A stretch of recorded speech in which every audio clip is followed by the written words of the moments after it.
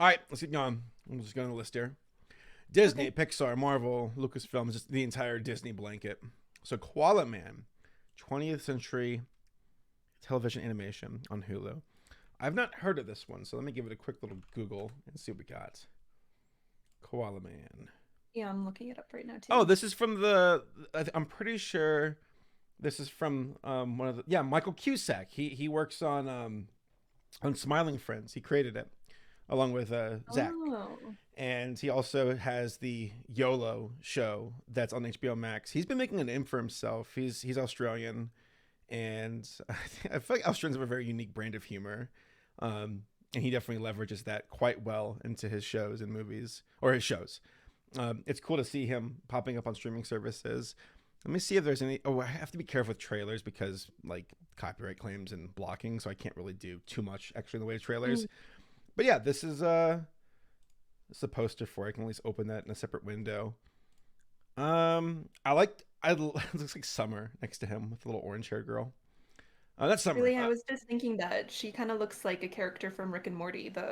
Not Summer. Jessica? She looks like is it Jessica, the girl that Morty had a thing for Right. That's what I was before she thinking of. became like a time goddess or some shit. Right, that one. So She looks like her. Just got the same haircut. I will say that like Michael Cusack's a great director and writer, and I like his visual style. So I'm excited for this. He's been making a good name for himself. Hulu seems to be some kind of like adult animation dumping ground though, where it's like a mixed bag. We have some good stuff and some pretty meh stuff. So all right, Koala Man. Okay, I guess we'll see what happens then. I guess I mean like as far as there's a Google link here. Oh, it's a press release. Koala Man follows middle-aged dad Kevin and his titular, not-so-secret identity, whose only superpower is a burning passion for following rules and stuffing out petty crime in the town of Dapto. Though it may seem like any other Australian suburb, forces of evil, both cosmic and man-made, lie in wait to pounce on unsuspecting Daptonians. On a quest to clean up his hometown... Oh, actually, let me share the screen with you so you can see what I'm looking at. Thank you. And often roping in his frustrated family into his adventures, Koala Man stands at the ready. He'll do whatever it takes to defeat villainous masterminds, supernatural horrors, or worse, jerks who don't take their rubbish bins down on the proper day. Say it's maybe Australian or British because it says rubbish bins. Rubbish. Wait, Hugh Jackman? Yeah, that was the first name that jumped out at me. Oh, Hugh Jackman, Jermaine Clement, you got Hugo Weaving. What the hell? This is some like really top tier like voice acting. Wow, that's impressive. Michael's really making a name for himself. Certainly capable of being good voice actors, but I guess that could also change depending on the direction of characters and the tone. Jermaine Clement's good, though. I like him. Yeah. Cool. I think there's something else here. I guess this is the YouTube trailer, which I'll turn off the sound just so I don't get in trouble. Because, you know, like, even though we're promoting the show and talking about it, we don't want to get copyright claimed by the big old companies. Yeah. Koala Man. I feel like not many folks watch the show YOLO that Michael made. It's a really good show. YOLO cracks me up because it's based on the 2 animated shorts that he has up on his YouTube channel. I thought they're really funny. I have not watched those. I don't think they're for everyone, but I enjoyed them. All right, cool. That's Koala Man on Hulu. Next, we have Marvel, Moon's Girl, and Devil Dinosaur. So, funny enough, Hulu's kind of weird. Disney animation, though, is usually pretty chill with copyright claims. So let's give it a watch. I've been hearing a lot about this show. Ooh. I like the way it looks so far.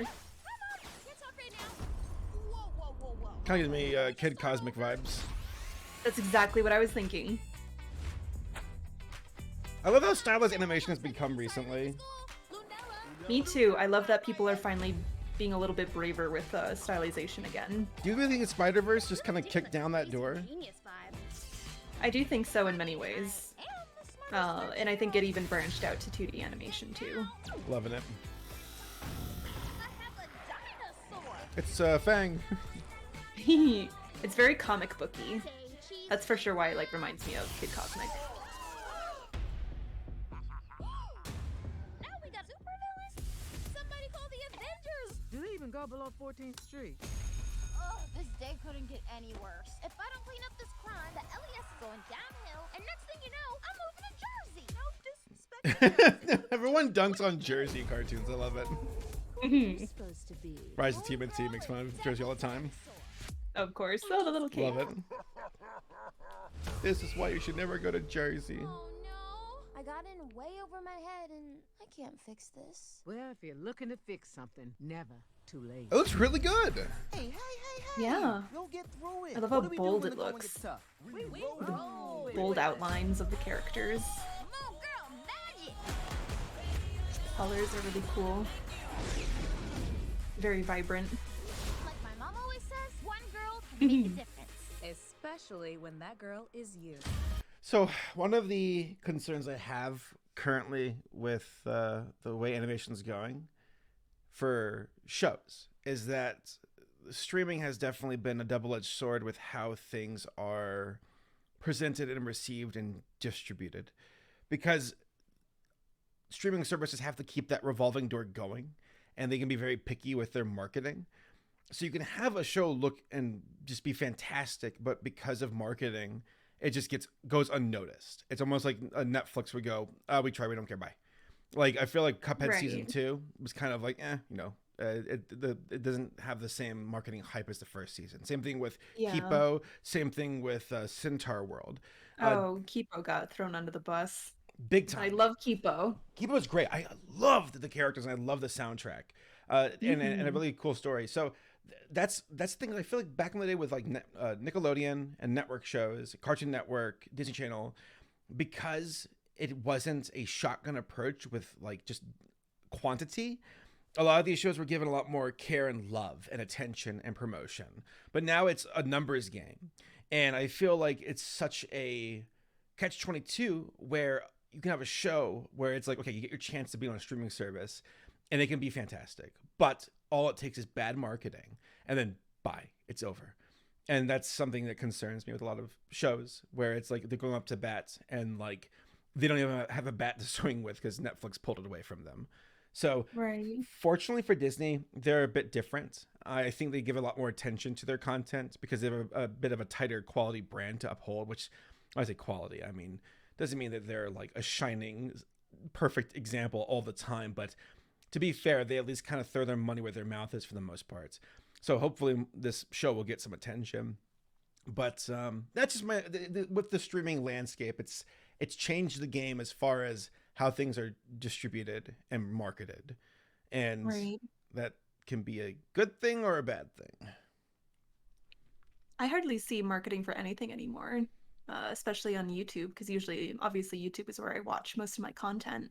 And I don't see ads because I have the premium.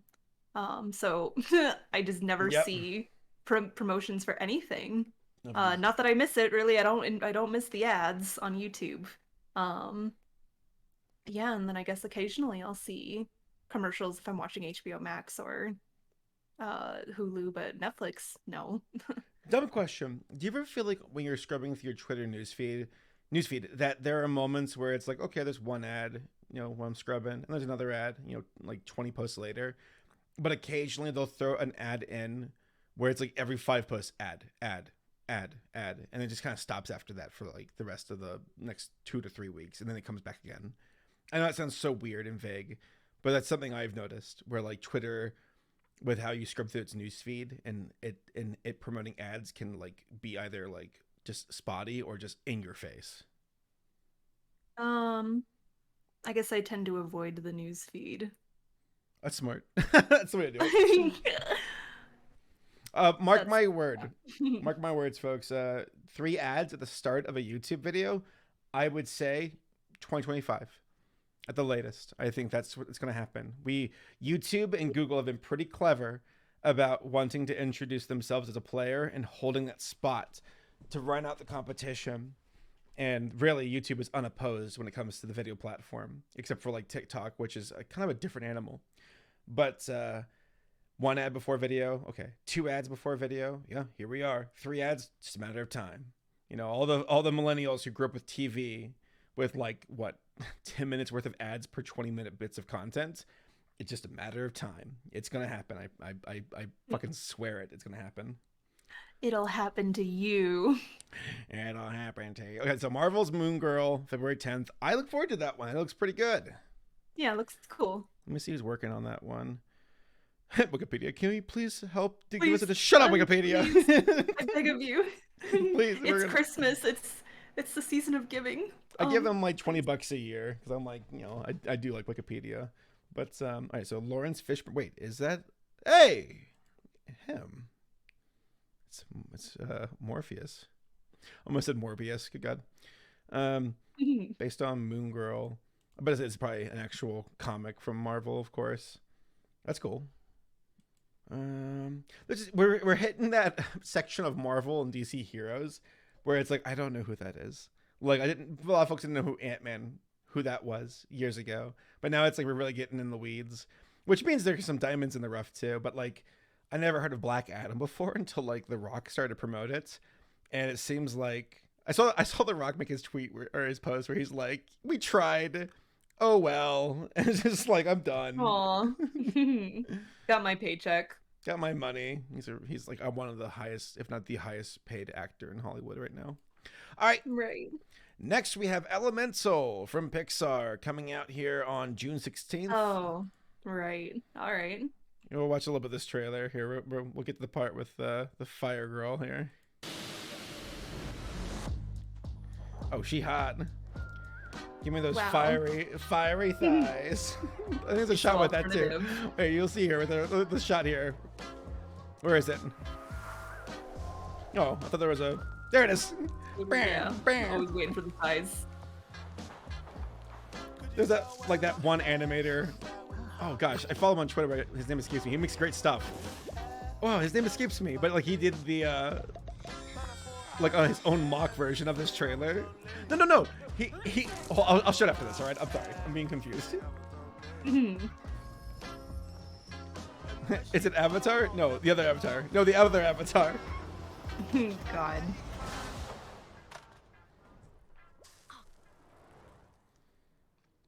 Sorry. She fired. She looks weird. I'm not sold on the animation. Maybe it's not finished yet. I can appreciate that it's different. There he is, Kevin. Yeah. I don't know. Her face looks weird. It looks like unfinished. I'm okay with it. How does it look unfinished to you? I don't know. Just something about the face with like the very rendered fire body looks strange to me. But that's just me, I suppose. There's a lot of folks. So apparently there's like some old webcomic that's like the same premise, but it's reversed where the guy's fire and the girl's water. And everybody's like, I can't believe Pixar's stealing from a webcomic. And it's like a webcomic from like the mid 2000s. Yeah, Kevin here made his own version. Like the word moist, okay? It's who I am. Oh. You can't accept that. Then what's the point? Dude, Kevin is a god. He like had this done like a day or two, and then everybody on TikTok was like, "Oh my god, this is from the movie," and he's like, "Wait, no, hold on, it's a satire." No, it was a joke, you guys. Wait. Love it. I mean, that's impressive though. No, I actually kind of look forward to this one. I think I don't know. Pixar is in a really has been in a really weird spot for the last decade almost. I don't want to give too much credit to John Lasseter. I'm just looking at him strictly as an artist and as a writer and director. He made some good stuff. And ever since him leaving Pixar, I feel like Pixar's been kind of on some shaky ground with really good wins and some really weird, I wouldn't say losses, but like just not living up to that golden era of Pixar. So like Turning Red to me was very good. One of the best films from 2022. I was surprised how much I liked it. Yeah, it was really, really sweet. Right. It was like nice and focused and honed in on what it needed to say and do, and did so with a lot of heart and authenticity. I'm hoping for the same for Elemental. Lightyear was a big old disappointment. Like the more I think about it, the more I'm like, God, that was not fun. It was such a very conflicting tone with what I thought Buzz Lightyear would be and what it ended up being in the Lightyear film. But Elemental, yeah, I never saw it. I just thought it looked too boring. I was like, I don't give a shit. It's very boring.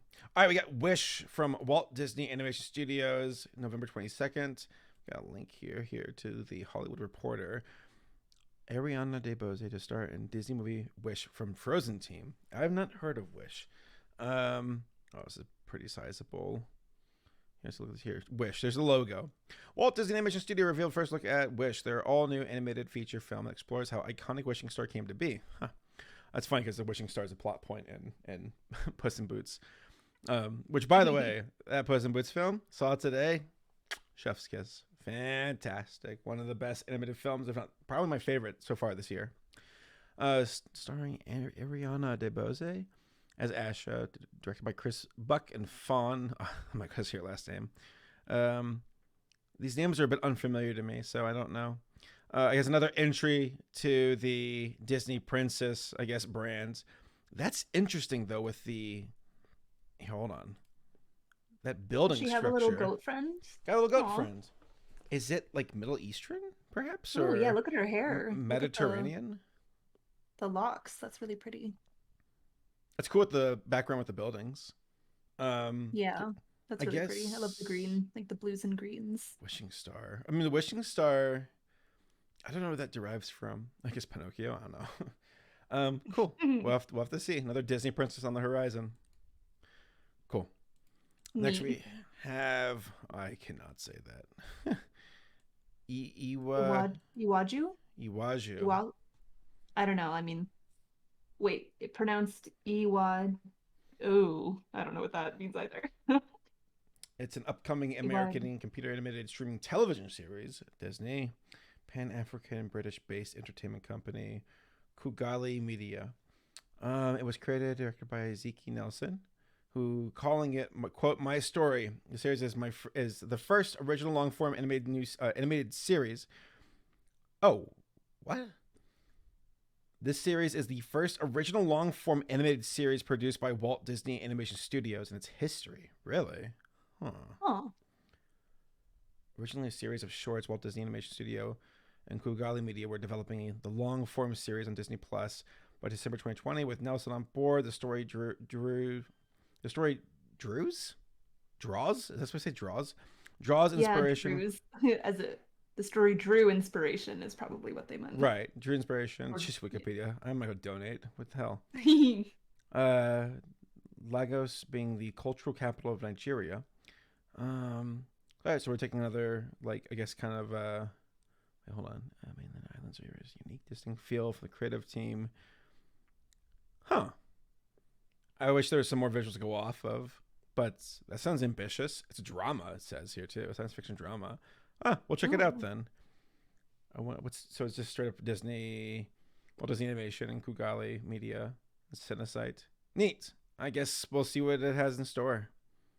Yeah, there's only so much you can really glean from a logo, but sounds intriguing. Futuristic Nigeria, the series will explore the deep themes of class, innocence, and challenging the status quo. Okay, word. All right, we'll see what they come up with.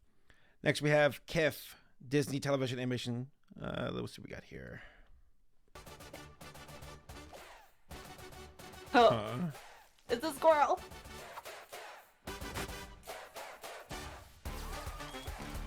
That face. Very like regular show Adventure Time. Yeah, that's what I was thinking too.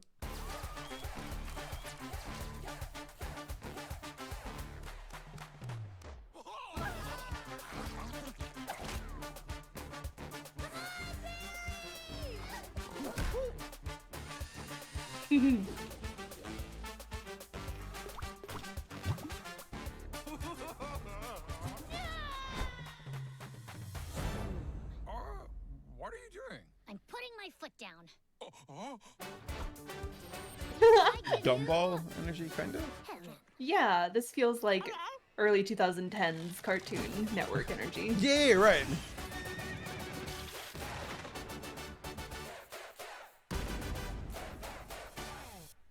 All right. I like the little notch in her ear. It's cute. Yeah, it's cute. All right, we'll see. Wikipedia here. Kiff is an upcoming animated musical series created Musical, by huh? Lucy Heavens and Nick Small, or Schmal. And blah, blah, blah, blah. Let's see your premise. Set in the mountains cohabited by magical creatures and animals, the series centers on Kiff, a young optimistic squirrel whose intentions often lead to complete chaos. Come on, Wikipedia, get your shit together. And her best friend Barry, a sweet mellow bunny, as they experience adventures through their town. All right. According to the duo, the series is inspired by their experiences while growing up at Cape Town, while Heavens described it as, quote, about a kid who lives with her parents and goes to school. Simple concept. Whose comedy will focus on the world and characters featured. All right. I'm not like jumping out of my chair, but Titmaster's going to work on this too. Cool. Oh, nice. All right. Cool. I love the animation. Animation seems really nice and fluid. The designs are cute. It certainly doesn't look like anything we haven't seen before, but right. We'll see if it's cute and silly. Visually, cute, but we'll see if the writing can step up their game too. Right. I like the notch in her ear too. I like that a lot, as a matter of fact. The more I think about it. Like the way the characters are drawn very much reminds me of regular show. Like the long noodle arms and like the big old round eyes. Some of those faces.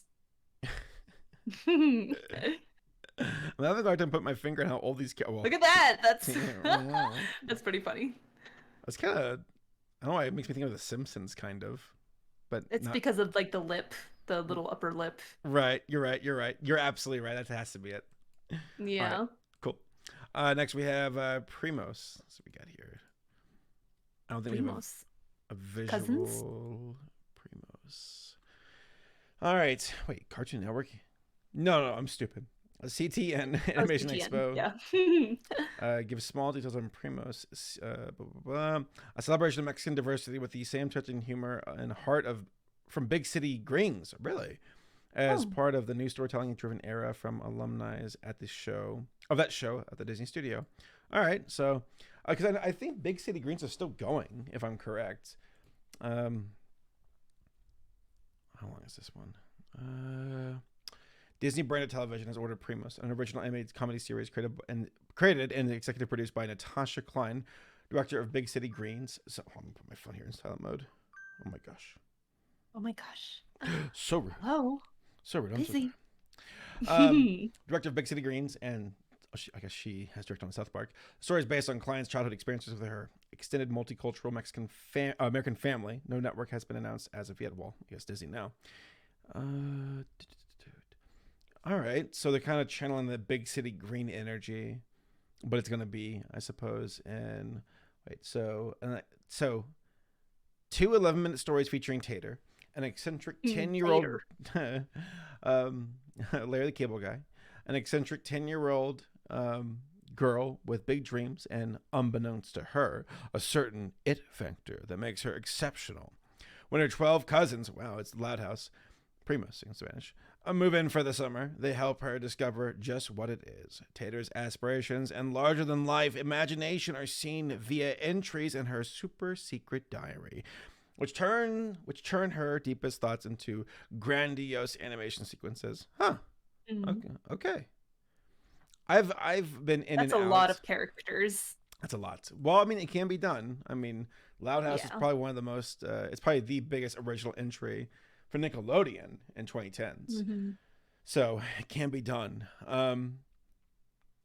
Klein is a storyboard artist, director, and writer with credits on both the big and small screen, including Big City Green, South Park, the Lego Ninjago movie, Home Adventures with Tip and O, and Too Loud. All right. Cool. I guess we'll see what comes up. X-Men 97 Marvel Studios, date to be determined. Oh, another X-Men animated series? I guess. Here, let me find this other source here. It's a bit more focused. X-Men 97 gets first nostalgic look fall 2023 release in season 2. I mean, folks, I'll be real. I'm kind of indifferent. I mean, like, I liked watching X-Men is it Evolution? It was the X-Men cartoon show that I think was on hold on, let me look this up. There was an X-Men cartoon that I watched back in like when I was a teen. X-Men, is it Evolution? Yeah, this one. This one was good. I like this one a lot. Yeah, this was fun. I enjoyed it. But the other X-Men series that came before it, at least the one I'm thinking of, I never like watched as a kid. I was like, I don't care. So I guess they're gonna revisit it. X-Men 97 will continue the story of the original animated series, which ran from 92 to 97 on Fox Kids Network. X-Men the animated series helped usher in the popularity of the mutant superheroes before Fox made the first live-action take on the team in 2000. The new series will include Rogue, Beast, Gambit, Jean Grey, Wolverine, Storm, Jubilee, and Cyclops. Magneto, now with long hair and a purple suit, will lead the X... What? Magneto's leading the X-Men? I guess it's part of the story from the previous seasons. The animation revealed at Comic-Con on Friday stays true to the original animated series, but looks more modern, updated, and sleek. Well, I would hope so, because some of that original stuff from like the 80s and 90s, not as quality as you remember. So, all right. We'll see. I'm kind of Nobody ever gets tired of superheroes. Keep them coming. Superheroes forever. I'm just like, can we get on to Invincible? That's when I'm thinking about animated superhero content. I'm just like, Invincible, right? Win or Lose, Pixar, Disney Plus. Win or Lose is an upcoming American computer animated streaming television series created by Carrie Hobson and Michael Yates and produced by Pixar. The studio's first original long-form animated series. I guess get 2 original long-form animated series for both Disney Animation and Pixar, respectively, for next year. It was written and directed by Hobson and Yates from an idea they conceived and produced with David Lally. The series revolves around a co-ed softball team at middle school named The Pickles, and the week leading up to their big championship game, with each episode showing the perspective of each member and the same events for each reflected in a unique visual style. Will Forte is set to star as lead character Coach Dan. Pixar was developing the long-form original series with Disney Plus in December 2020. I guess the same thing as the other one, too. During Disney Investor Day. What a fun name. Disney Investor Day. Bring forth the shareholders. Right. Take the day off if you can afford it. With Hobson and Yates to work on board. I guess we'll have to wait for some more visuals. Pete Docter is the executive producer. He makes good stuff. He's in charge of Pixar too. So I feel like he's a good vote of confidence. Win or Lose is scheduled to premiere on Disney Plus in late 2023. All right. Let me see this little article here. Is it video? Wait, what the hell? You ready for Oh, I guess it's just everything for not Nickelodeon. Disney Plus. an adventure? Jesus, it's going fast. There it is. Win or Lose. There it is. Oh. It actually seems like it kind of channels Looks the same. cute. It's giving me Luca vibes. Yeah, I was just kind of thinking it reminds me a bit of Luca style. Yeah. Oh, big time with the sharp teeth. It's going to be quite. Oh my gosh. Is she in Win or Lose? Wow. Plus. That's cool that Pixar. I mean, it's so weird to see Pixar going from doing movies exclusively to doing shows now. Yeah, I love the background. I love how like geometric the trees are. That's neat. Huh. Okay. I welcome this. Yeah. We shall see. All right. Maybe potentially like Hey Arnold vibes. Right. One can only hope. All right. Moving on to Fox. We got Grimsburg. Fox Bento Box. Date to be determined. Okay. Grimsburg has been picked up for a second season at Fox. I didn't even know there's a first season. Second season. Whoops. It is the Never heard of this before. Never heard of it. It kind of reminds me a bit of the just the shape of the dead, or the guy here in the middle.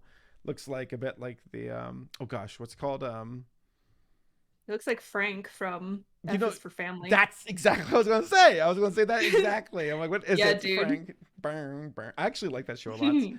I love that show. It surprised me. It's very real, but also like not lacking of heart, and it's funny. It's good. It's a good balance. Bill Burr did a good job.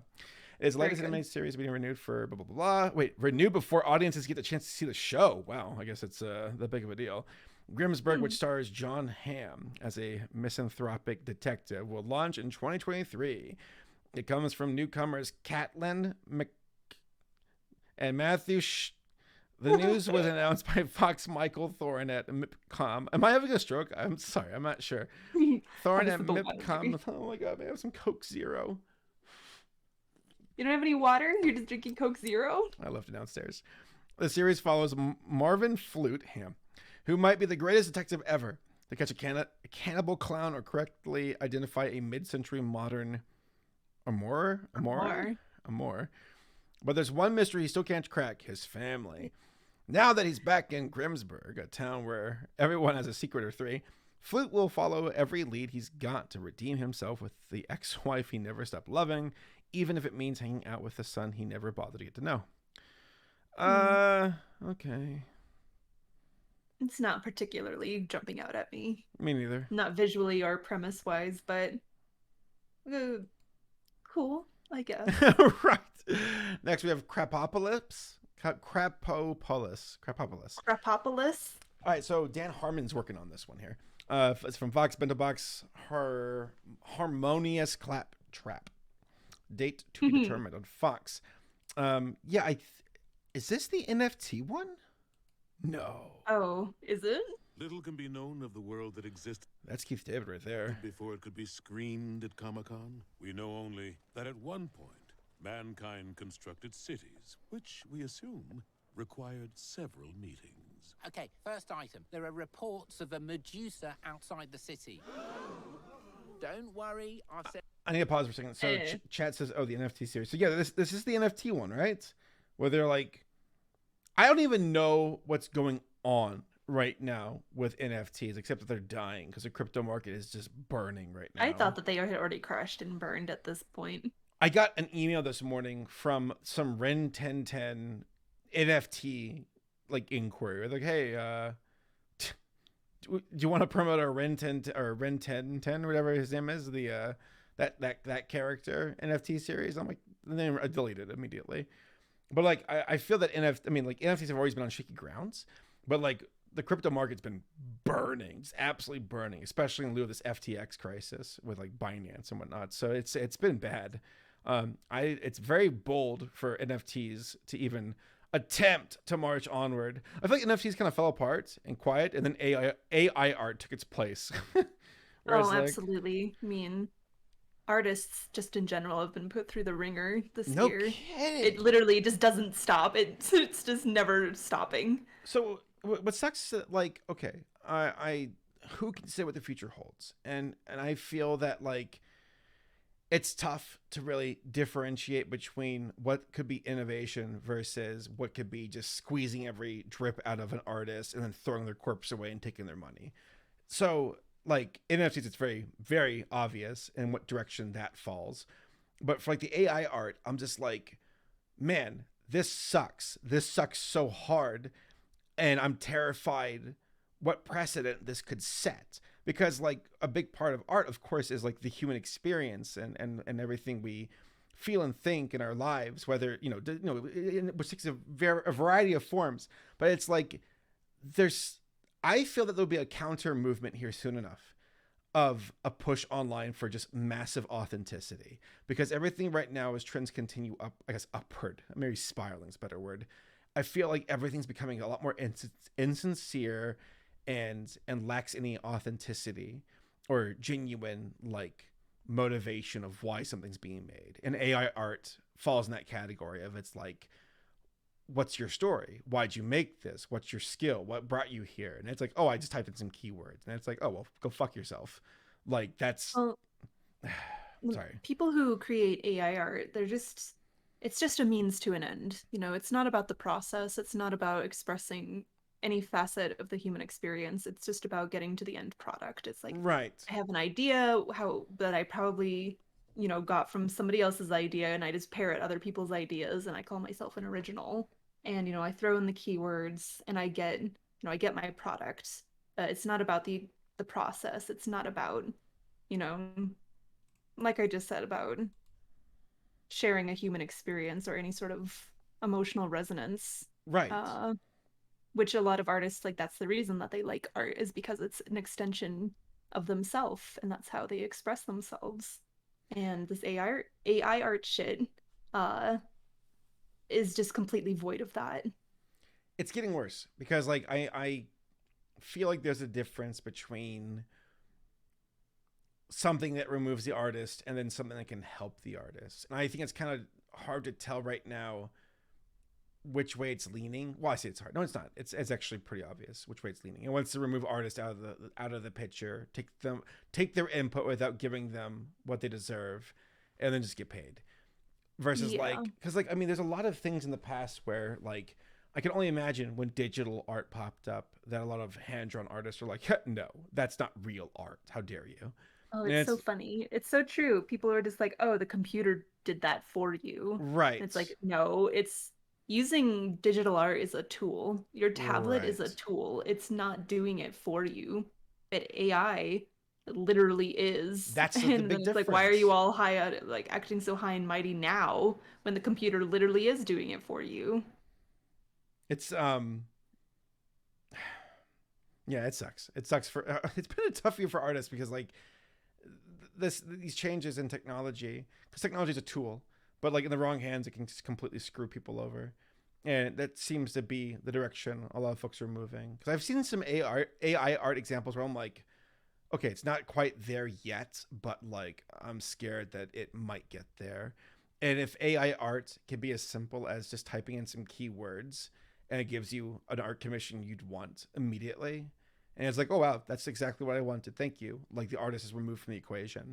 But the thing is, if the artist is removed from the equation, then there's nothing for the AI to go off of. Eventually it will eventually dry out and lose sort. I don't know. Well, it won't, because artists are never going to stop creating. Yeah, so it's just true though. I mean, artists will never stop creating. Well, yeah, never stop writing, and the people who take advantage of that will continue to take advantage of it. And I don't really know what we can do about it, but this isn't the fun dystopian future I was hoping for, you know? I'm like, either go full Mad Max. I thought it was gonna be a fun dystopia. Right, what the hell? Where's like the semi trucks crashing into each other, Mad Max style, you know? I can't even get that. It's like, it's Invader Zim dystopian future. Like, I remember watching Invader Zim as a kid. I'm like, man, it's such a bummer. Why? And then as an adult, I'm like, oh, I get it. Never mind. Like, all right. Krapopolis. Ooh, wow. Look at the viewing room. Let's go take a look at the marketplace. Let's see how much it's.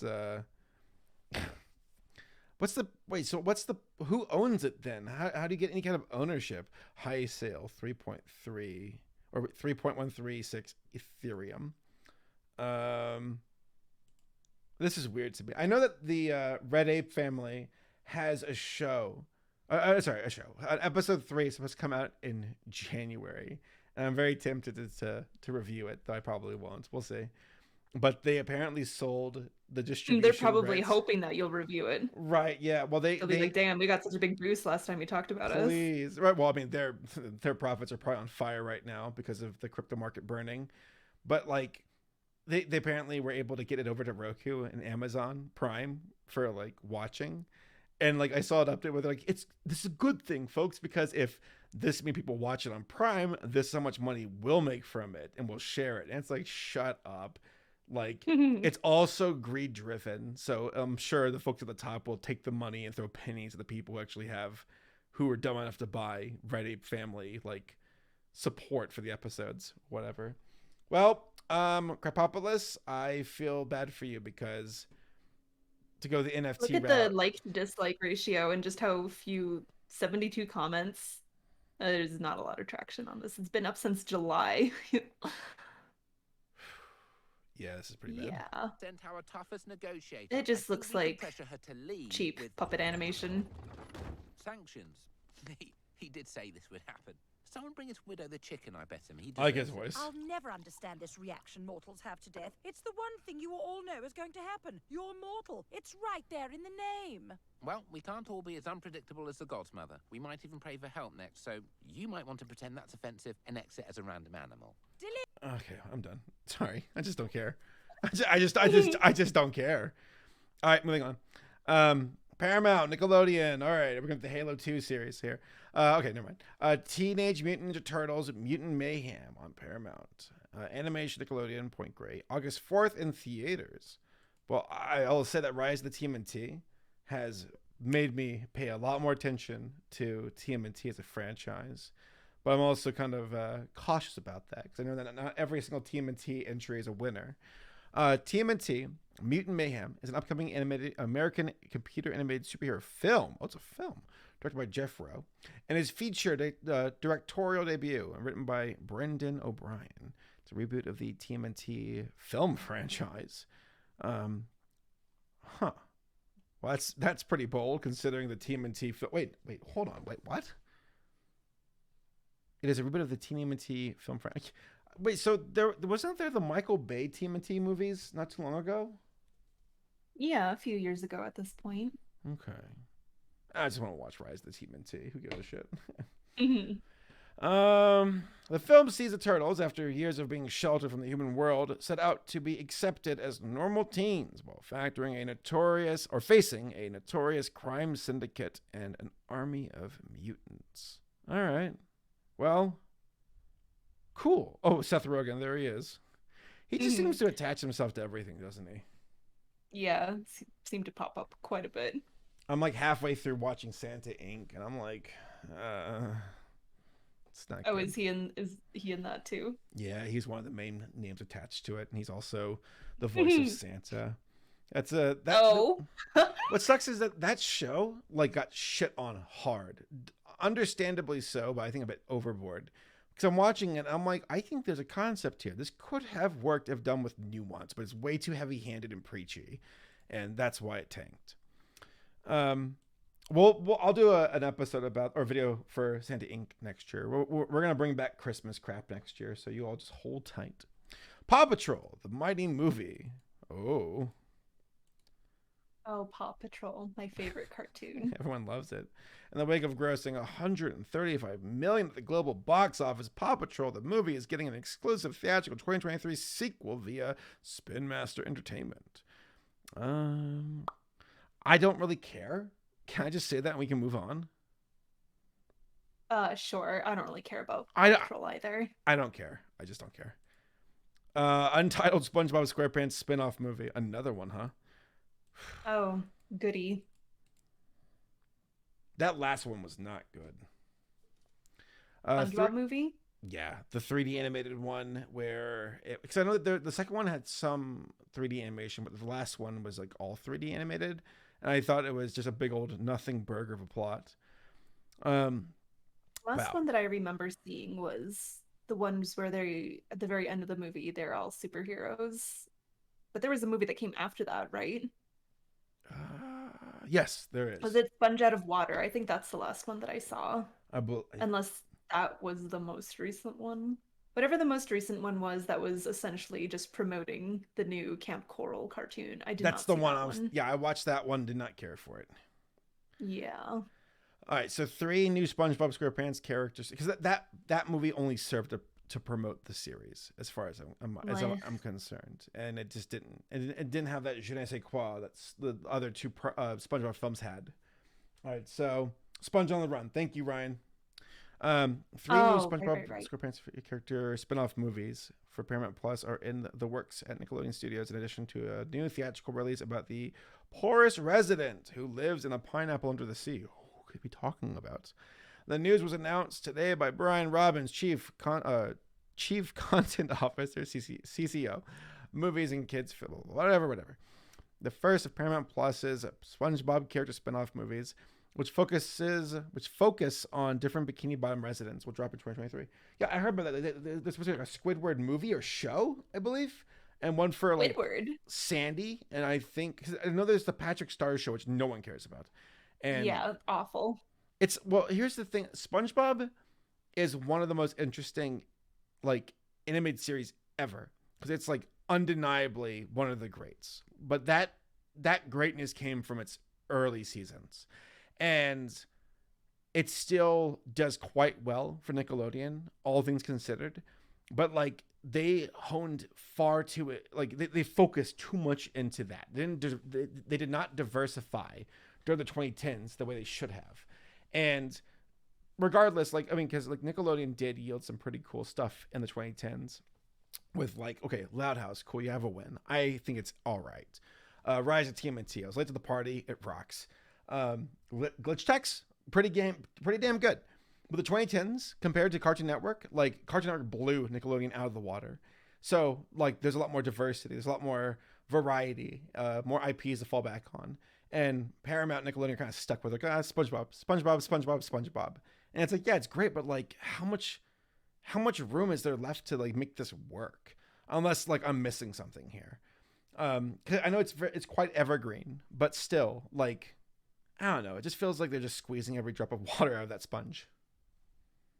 Good analogy. Thank you. I was proud of that one. Paramount has made 3 SpongeBob feature movies. Gosh, I just feel like this is more of a expect more SpongeBob in the 2020s. That's how I'm reading this. Yeah, that's no surprise. It's never, I don't know how long SpongeBob is going to be around, but it feels like it's going to be trucking on for a long, long, long time. Yeah. Love SpongeBob, but, you know, not so much anymore. Right. I'm just kind of indifferent to it. And I acknowledge the challenge that SpongeBob in a modern sense is. Because like I've heard and I've followed some of the animators on Twitter, some of the writers, and it's like I'd rather at the end of the day, it's the companies that keep these IPs alive. So right. there are good artists and writers who still get involved with the show just to prevent it from becoming an absolute disaster. And they're running with an IP that's been going on for like 2 decades now, a little over 2 decades. So like I tip my hat to them for putting up a good fight, but like still it's like I just don't really care anymore. Oh, for sure. I certainly don't blame the artists or the animators for what SpongeBob has become, because obviously it's only, you know, it's a shadow of its former self only because the network has kept it going for so long beyond its golden years. Agreed. So, we have untitled South Park spinoff. Spinoff of South Park. Wait, what? Spinoff movie. Sorry. Whew. Trey Parker and Matt Stone, co-creators of South Park, have signed a sweeping renewal with Viacom CBS that will keep the show on Comedy Central through 2027. Wow. And send 14 original movies at Paramount Plus. So South Park costs like nothing to make. It's a very cheap show. And it genuinely is the backbone of Comedy Central and has been for a long time. And I want to do a video someday talking about the history of South Park. I was thinking about calling What's Rooting South Park, but I don't know if I can really call it that because it still kind of holds its head high a little bit. Honestly, yeah. A lot of recent South Park stuff has been not great, but pretty decent. It's had its lows, but I think it comes back swinging. So Trey and Matt and the small operation, I say small, like it doesn't require as much of a studio to make compared to like more involved content and shows and movies. Like South Park can be pretty nimble because like it's pretty simple to make.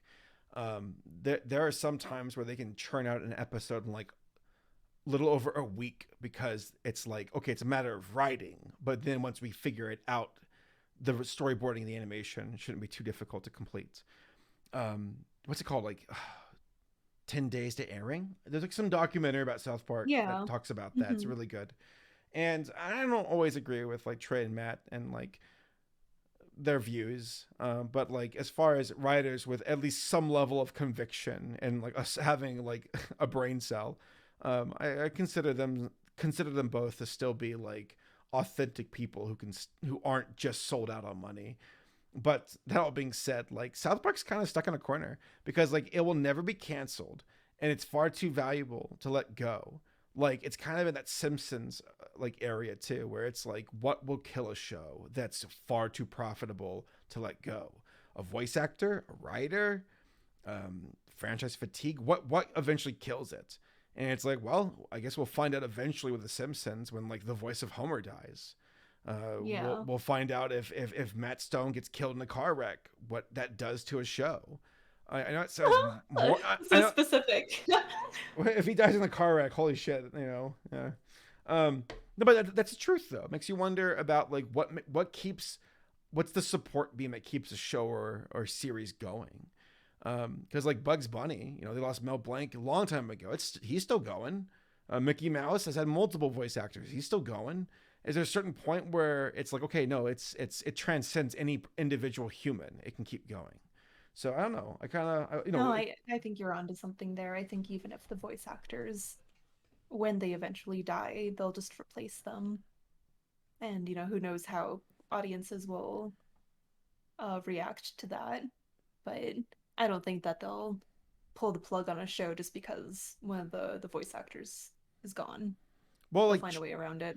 Trey Matt, I remember like years ago, tried to get South Park canceled. They even tried to run a hashtag. I know, I remember. Hashtag cancel South Park. Comedy Central's like, yeah, no. Like, you're far too valuable. And South Park, it's like for the folks who don't like it, they don't watch it. The folks who like it, they keep watching it. So it's like, yeah, Comedy Central, they're happy. Wow. The official announcement of the deal did not specify a dollar figure, but multiple press reports pegged it at nearly $1 billion. Oh my God. $1 billion. God damn. It's so wild to me that even like $1 million is enough to go, life will be okay. It'll be great. $1 billion?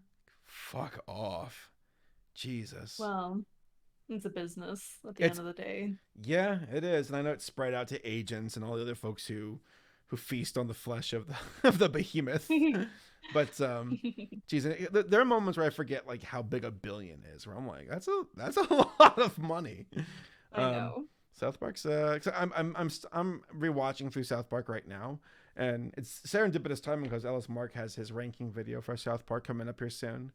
But yeah, South Park's one of the, I mean, it's definitely etched its name into history as one of the most prolific and biggest trailblazers of adult animation.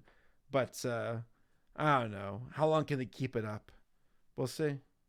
I don't know. I guess we will see. All right, next we have Universal, DreamWorks, and Illumination. So DreamWorks has knocked it out of the park this year with The Bad Guys and with Puss in Boots. I love them both. The Bad Guys was great. Story-wise, not like God tier, but very good.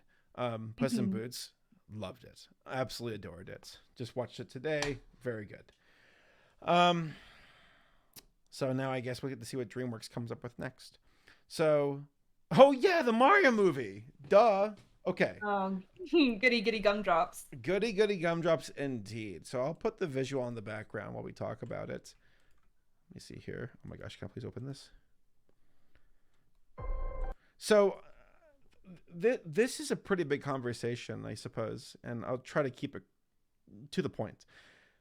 Video game adaptations to shows and movies have been in a weird funk up until recently. And I don't know if you can narrow it in on a single particular reason why or multiple reasons. I know one of the main reasons being that most video game characters don't talk too much.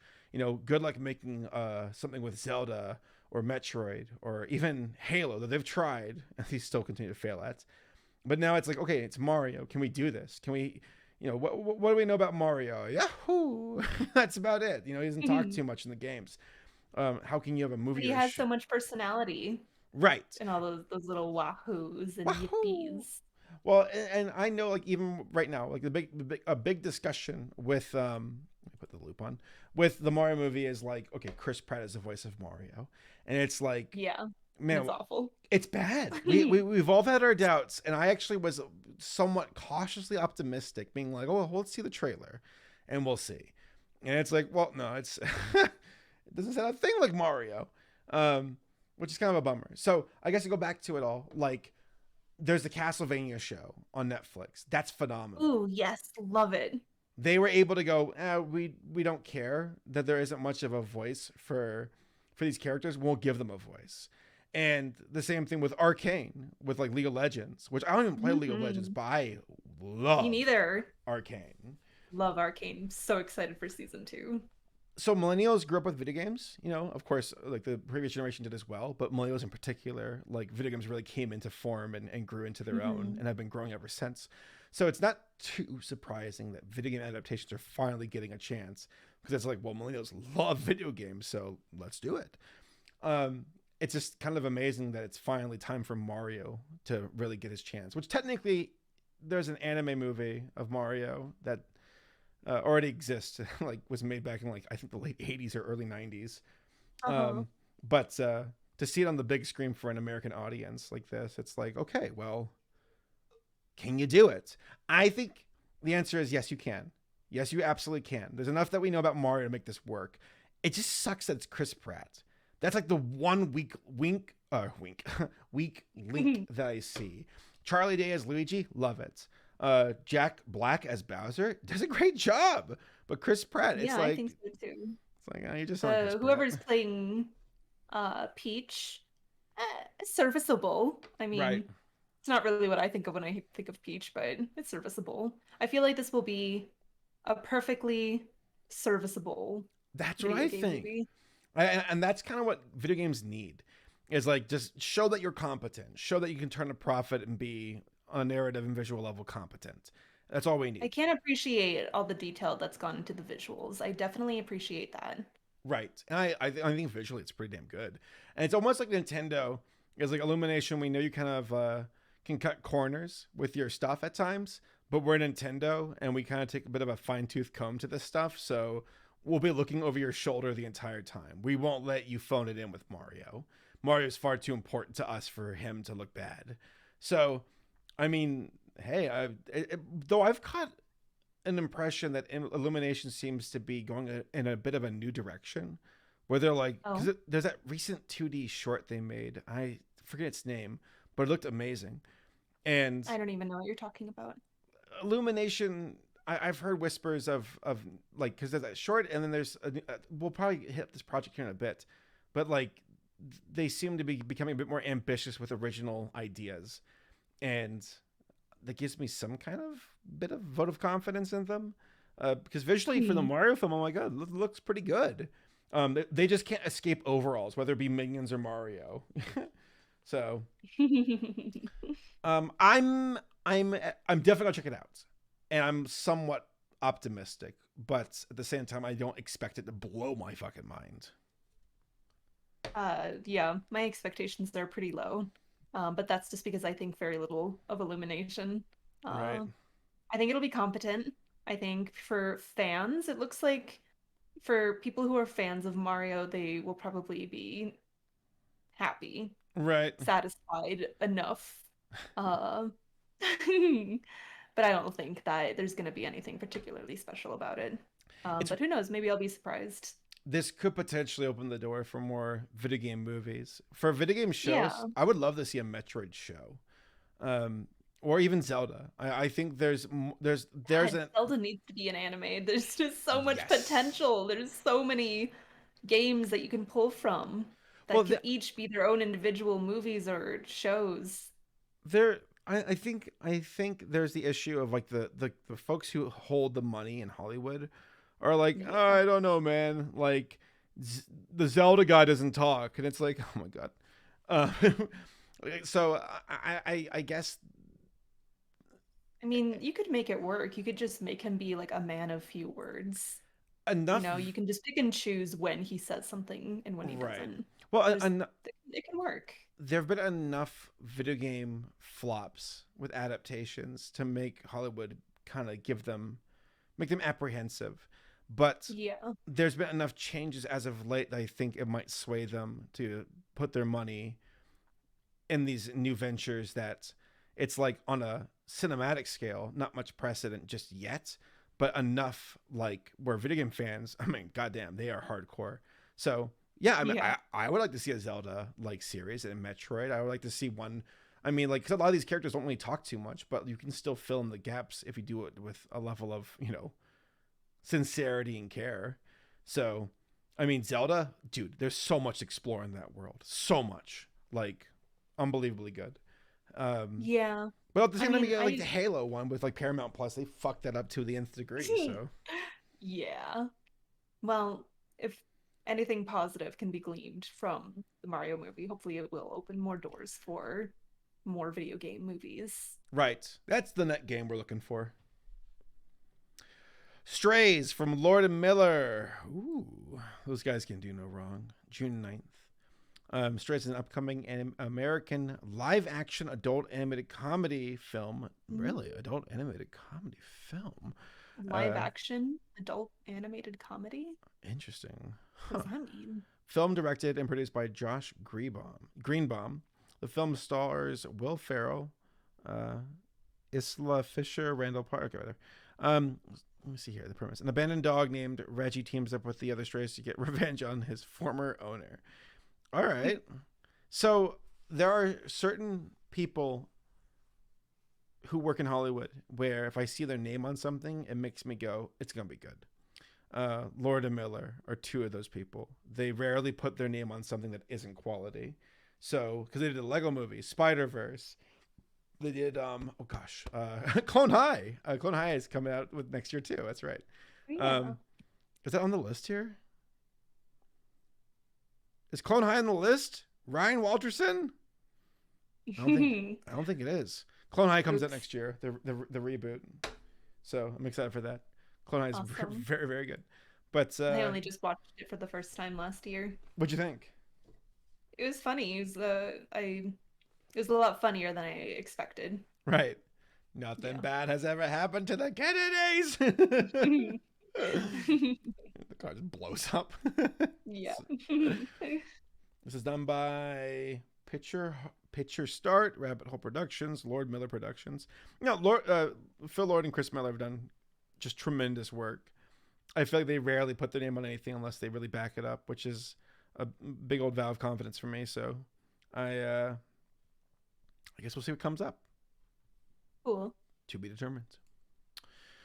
Trolls 3, November 17th. I just don't care for the troll stuff, really. I'm just kind of indifferent. Me neither. I'm like, whatever. I don't care. They put the trolls characters in the little cinematic, the new cinematic intro for, the little company branding visual where it's like before a movie. Because DreamWorks had that for the new Puss in Boots thing.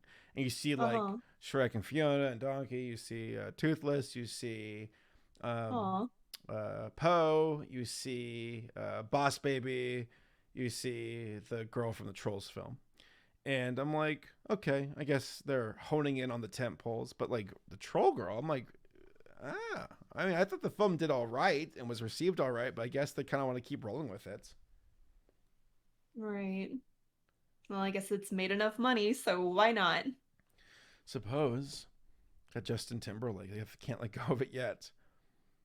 It's not like I dislike the troll films. Not at all. They're just average to me. There's nothing really spectacular about them compared to like a Kung Fu Panda. What if they put the Prince of Egypt in the intro for the DreamWorks stuff? It's like, oh. That'd be pretty epic, actually. Like he throws his staff down and the waves part, and then it like opens up to more characters. That's cool. You see that working? They're like, we're embarrassed. We can never do that 2D greatness again. I know, what a shame. This is the first announcement of the threequel. Ooh, the squeakquel, which isn't shocking given that the pic's extensive brand value. Not to mention the first movie earned $350 million at the global box office. $350 million is not bad at all, but it's like, I don't know. It's not like it's like God tier either. Right. It's not clear yet if Trolls director Walter is returning to helm the threequel. Stop calling it a threequel. Universal had already the November 17th date blocked off. That's very soon. Huh. I guess I'm just kind of indifferent. What do you think? Oh, I couldn't give less of a shit about Trolls. Right. I've heard people say, I've heard people say that it's decent or that it's average, but maybe there's more to it. I've heard people say that they love it. I just don't care. It looks stupid. Don't care. I don't care either. I don't know.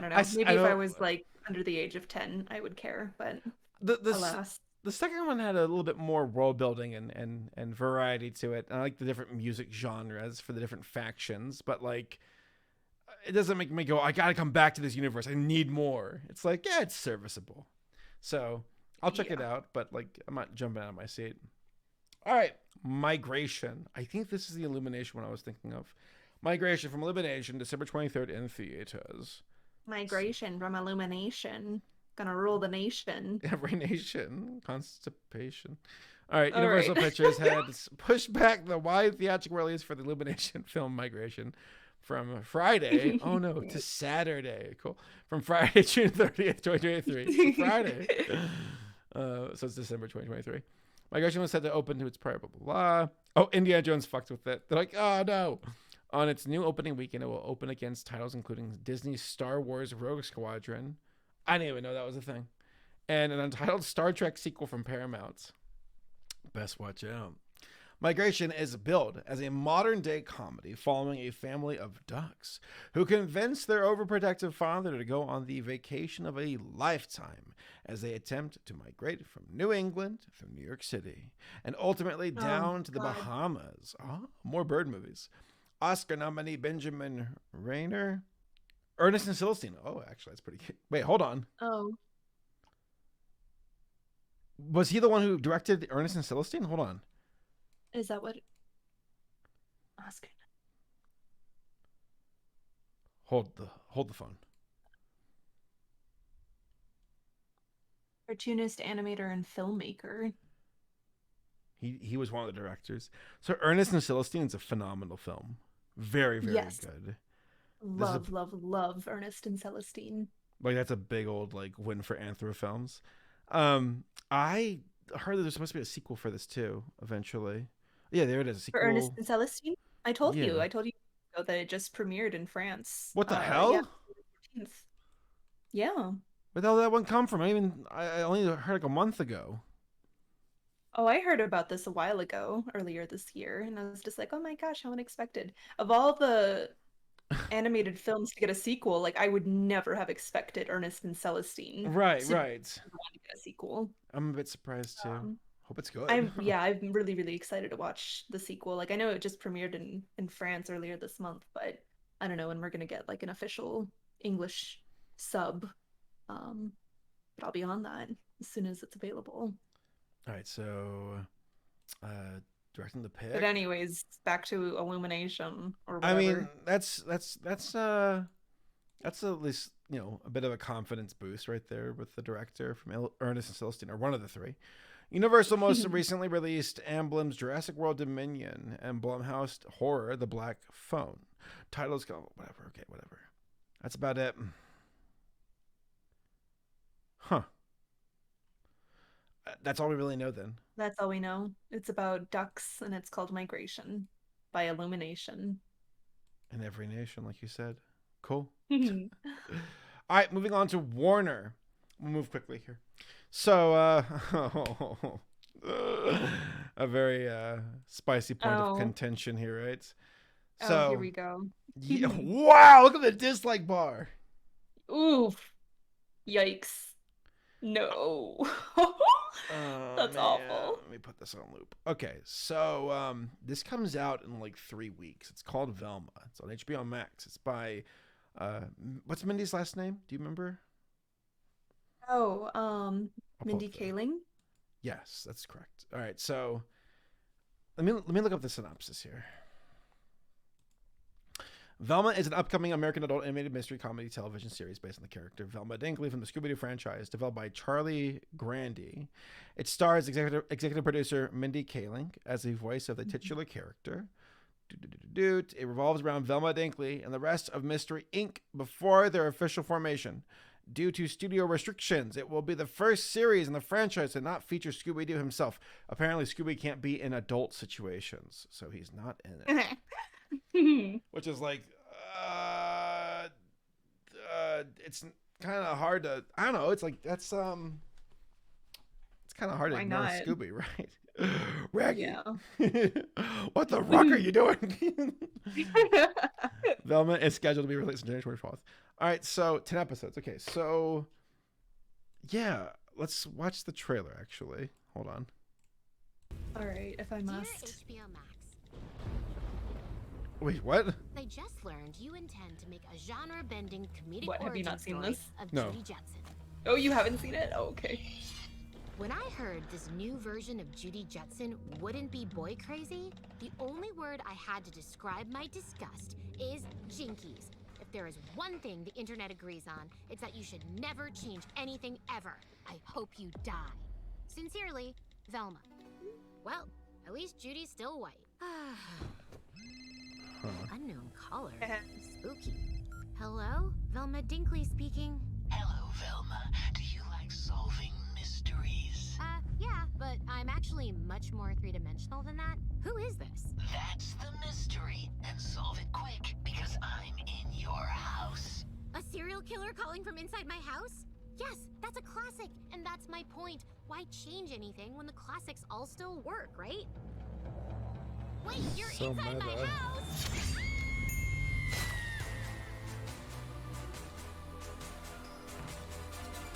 Yeah.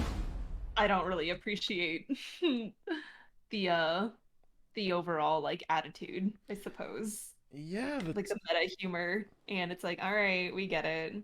I Hee, you're very self-aware. Congratulations, pat you on the ass, I guess.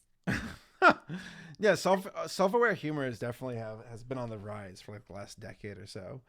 And it can be funny, but I don't know. Just because you point it out doesn't mean it's funny. I don't know. I'm not super Yeah. convinced by this. thing is, I don't care about like changing things up, especially for a franchise that's been around for like over half a decade or a century, a decade. Lol. Scooby-Doo is like an evergreen. So like, I mean, I've witnessed Scooby-Doo in like WWE movies. There's no the floor is a lot further down than most folks realize. So them trying to mix things up, I'm okay with, because I'm like, whatever, it's Scooby-Doo, who cares? I don't like that tone though of like, we know what we are and we're gonna make fun of you for thinking about it. And it's like, okay, we get it, you're self-aware. I will watch it. I will give it a chance to see if it can stand on its own two legs. But if it's gonna be taking pot shots at viewers the entire time, and like it's a little bit too self-aware, a little bit too snarky and quirky and fourth wall breaking, I'll be like, okay, now it's annoying. And annoying for writing reasons, not for the reasons why a lot of folks are taking aim at this stuff. Because I'm like, it's been around for a long time. Who cares if they change their color? Whatever. Is the writing It's good? entirely possible that the trailer could have just botched it. So I've seen before where cartoons or movies or whatever are nothing like the trailer itself. And the trailer can just kind of like be irresponsible with how it's portraying the show. So who knows, maybe it won't be as obnoxious as the trailer is. But if the trailer isn't any indication of what the rest of the rest of the writing will be like, I'm really a fan. Yeah. I'm just like, all right, I don't even really give a shit about Scooby-Doo that much. So it's Me like, neither. okay, congratulations, Velma. I don't care. Well, I I know love Velma, Mindy Kaling. I think she's hilarious and very smart, but which like I feel like Velma, I do appreciate that Velma has had a second wind as far as like being a beloved character, because for it's always like, I think initially a lot of audiences were like, Velma's the nerd, who cares? And Daphne, but like now nerds are hot. No, people fucking want to fuck Velma to death, basically. Well, my character's like almost like a gender swap Velma to a certain degree because of the hair, You know what? and the glasses, and the colors. Did I tell you that my mom said that? She was like, and I was saying, oh yeah, I work for Saber Spark. Let me show you his avatar. And I was showing her some of your, not like I showed her your YouTube videos, just like scrolling over the channel. And she was like, oh, he kind of looks like that Scooby-Doo character. Scooby. I was like, Velma? She was like, yeah. That's the one. I was like, oh, that's so funny. I get it a lot. That's great. Yeah. Tell your mom I'm sorry for making you suffer with work. Yeah, right. It's I'm not as like there's certain things where I'm like, I think it's almost like people are way off the handle with how much hatred and contempt they have for a show or a movie. Because I'm watching Santa Inc. and I'm like, okay, like the hate was way off the deep end, but I can understand people not liking it though. For Velma, I'm getting the same vibe where I'm like, okay, I can understand why folks don't want to watch it and they don't like it and they actively want to represent that. But I've seen some folks where they're like ripping into it and it's like, okay, I think let's bring it back in. Like, again, to me, it's the writing, it's the tone, it's let's see the substance of the show, because I'm not easily, or I'm not as, I don't care about like changing her ethnicity. That's fine. You know, Scooby-Doo's been around for a while. I'm okay with them taking creative like changes with how a character looks or whatever. I'm much more mindful of what she's about as a person. That's what I'm curious about, and that's on that ground. I'm a little bit like unsure. I'm like, uh-oh, is she gonna be obnoxious? Yeah, she'd be quirky, obnoxious. At least at least in that regard, you can go at them and say, yeah, you kind of missed the point of her character. Like her saying, "I hope you kill yourself" or "I hope you die." I'm like, Velma wouldn't say that. How dare they change her character so much? I mean, you can change a character, but like, I don't know, that seems out of left field. I hope you die. Sincerely, Velma. It's like, really? Oh, well, with the little heart too, the little passive aggressive heart. Yeah, and I also know that like, here's the thing. I Cartoon Network with Adult Swim, like Harvey Birdman, Space Ghost.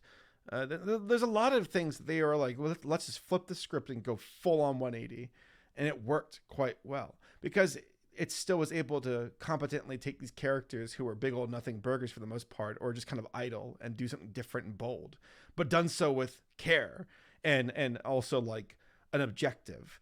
So can it be done with Velma? Maybe. But like, as of right now, it seems very combative, like out the gate swinging, though.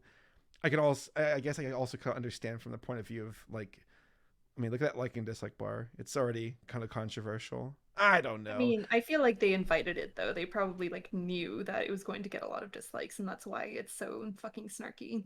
Right. I guess the part that's gonna get me is that a year from now, no one's gonna be talking about it. Yeah. No one's gonna care. No one talks about Santa Inc. No one cares. So probably be the same thing with Velma. Though I guess Velma at least is tied to the Scooby-Doo franchise, so that gives it a little bit more longevity. Yeah, it has some coattails to ride off of. Craig of the Creek, the movie, Cartoon Network Studios, to be determined for release. I like Craig of the Creek a lot. Have you watched it? I've never watched it. I follow a lot of people who have worked on it or do work on it, and I think it looks very charming. But I've never watched it myself. It reminds me of Kids Next Door meets Ed and Eddie meets Clarence. That's the energy I get. Well, I love Clarence, so it's yeah, it seems really sweet and imaginative. Right, and I like that a lot. I watched the first season and a bit of the second season, and it has a lot of heart to it. Got that childlike wonder, because like K&D has a childlike wonder. Ed and Eddie has that I was a child and kid. I said kind. That childlike, I guess. I said childlike. Ed and Eddie is like, okay, what's the neighborhood dynamic with the people who live in your neighborhood? That's what I get from Ed and Eddie. And then K&D for its like childlike wonder and craziness, and oh no, the adults are attacking us. How do we fight back? And then Clarence, where it's a bit more wholesome, where it gives me Clarence energy, where Clarence feels more like a modern kid's telling of how kids operate nowadays, where they've kind of chilled out a bit. I don't know. I guess. You feel like Clarence is more modern? Yeah, I'd say it's a bit. I feel more... like it's more reminiscent of like 90s kids. Well, it's like modern. Like growing up as a 90s, early 2000s kid. Okay, so 90s, 2000s, 90s in particular, felt very like, where are you, twerp? And with the bullies wanting to beat you up. And there will always be bullies. No, I'm not even talking about like how it's been portrayed in the media. I just mean like in real life. Like that episode where they go to the bowling alley for the birthday party. Like, I'm like, man, I feel like this was exactly what I did as a kid. Like, this feels That's so fair. Real. Like, seeing, do you know what I mean? Where it just feels like it's very honest about, like, kids of, like, I guess my age, what it was like growing up. That's and so when I think of, like, newer, I'm like, I mean, I guess I do see that, but I feel like Clarence speaks to a slightly older generation of kids, which is why I find it so charming. It's a bit more mature. It's got a lot of heart. Shockingly, it's more mature than you give it credit for, just because you look at Clarence and you hear his voice and it's like, all right, this is stupid. This is like Uncle Grandpa levels of stupid. Oh well, it's deceptive though. I think Clarence has a lot of heart and wholesomeness to it, and I agree. Also, it's so super deceptive. And Clarence got way too much hate for what it actually was, way too much, and like I guess Candy again for like how a kid perceives the world and can be a bit like it's all my day-to-day livings. It's like, oh no, I have homework. Oh, this is the end of everything. Or, oh no, this other kid in the neighborhood doesn't like me. It's the end of my life. Like kids go to such great lengths of thinking, of overreacting, and then like visualizing what existence actually is to these points where it's like over the top. But also I guess Candy, where the Candy kids had their own factions and like communities. I see that also in Craig of the Creek. So no, Craig of the Creek's good. I'm glad it's run such a long and like successful like series with even a spin-off with Craig's sister. I appreciate it. I think Craig of the Creek is very cute. And is the movie going to be so Craig of the Creek renewed for season 5 on Cartoon Network, Warner Media Kids and Family Greenlight spin-off series. Okay. Is there anything else to that? Beyond season 5 renewal, Craig of the Creek will further expand with a preschool spin-off series. Yeah, that's the sister one. There's like a lore to the Craig of the Creek universe, and I kind of like that a lot. With like get the kids who like live in the sewers. Pretty good. Really? Yeah. That's pretty funny. Or the different like sides of the creek where it's like this faction, this group, blah blah blah. It's good. I think it feels like it's like, I say modern. I know I said that for Clarence too, but like because you have like a non-binary character in Craig of the Creek. I think it's cool. Yeah, and I haven't watched it, but based off of like the few little clips that I've seen here and there, it feels much more modern to me. Yeah, it's contemporary. Which I can definitely appreciate. I like that. I'll give it a chance someday. It's good. And it's also very pretty. It's cute. All right, Gremlins, Secret of the Mogwai. Okay, I'll believe when I see it, because I was talking about this show last year and I think the year before. So Gremlins, Secrets of the Mogwai is an upcoming American computer animated fantasy comedy streaming television series, which is scheduled for release on HBO Max in the US. I love Gremlins 1 and I love Gremlins 2 even more so, but I'm kind of just not very well. I just don't really nothing jumping out to me about this one. Like a Gremlins show, okay, cool. I don't know. Yeah, I have no strong opinions. Like I love Gremlins too, but I can't even say when was the last time I watched the movies. It's been very, very long. I hardly even remember anything about them, but I do remember liking them as a kid. But that's about it. Well, the movies, I kind of wonder if they're little like time capsules where it's like you'll never recapture this.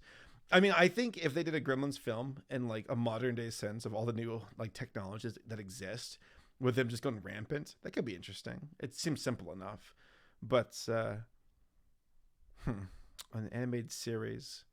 It says the series is consisting of 10 episodes intended to be a prequel to the 1984 Gremlins. Really? Set in 1920s Shanghai, East China, Secrets of the Mogwai tells the story of how 10-year-old Sam Wing met Gizmo. Huh. Wow. Well, that's kind of interesting that it takes place during the 1920s. It's a prequel. Yeah, right after World War I. He hang with Peaky Blinders. All right. Neat. We got Jessica's Little Big World, which I already talked about that. It's a preschool spinoff from Craig of the Creek. So, all right. Cool. My Adventures with Superman. I never heard of this. Wait, no, I have. I've seen this picture before. I've seen people get really pissed off about this. Oh, that looks like loose. Yeah, right. And also, it kind of gives me She-Ra vibes. Yeah. I mean, I like the stylization, I suppose. Lois. That just straight up looks like loose. Yeah, it's not Lois Lane. It's Lois Lane. In this serialized coming-of-age story, we follow Clark as he builds his secret Superman identity and embraces his role as the hero of Metropolis and perhaps the world. Lois, now growing into a star investigative journalist, takes aspiring photographer Jimmy Olsen under her wing.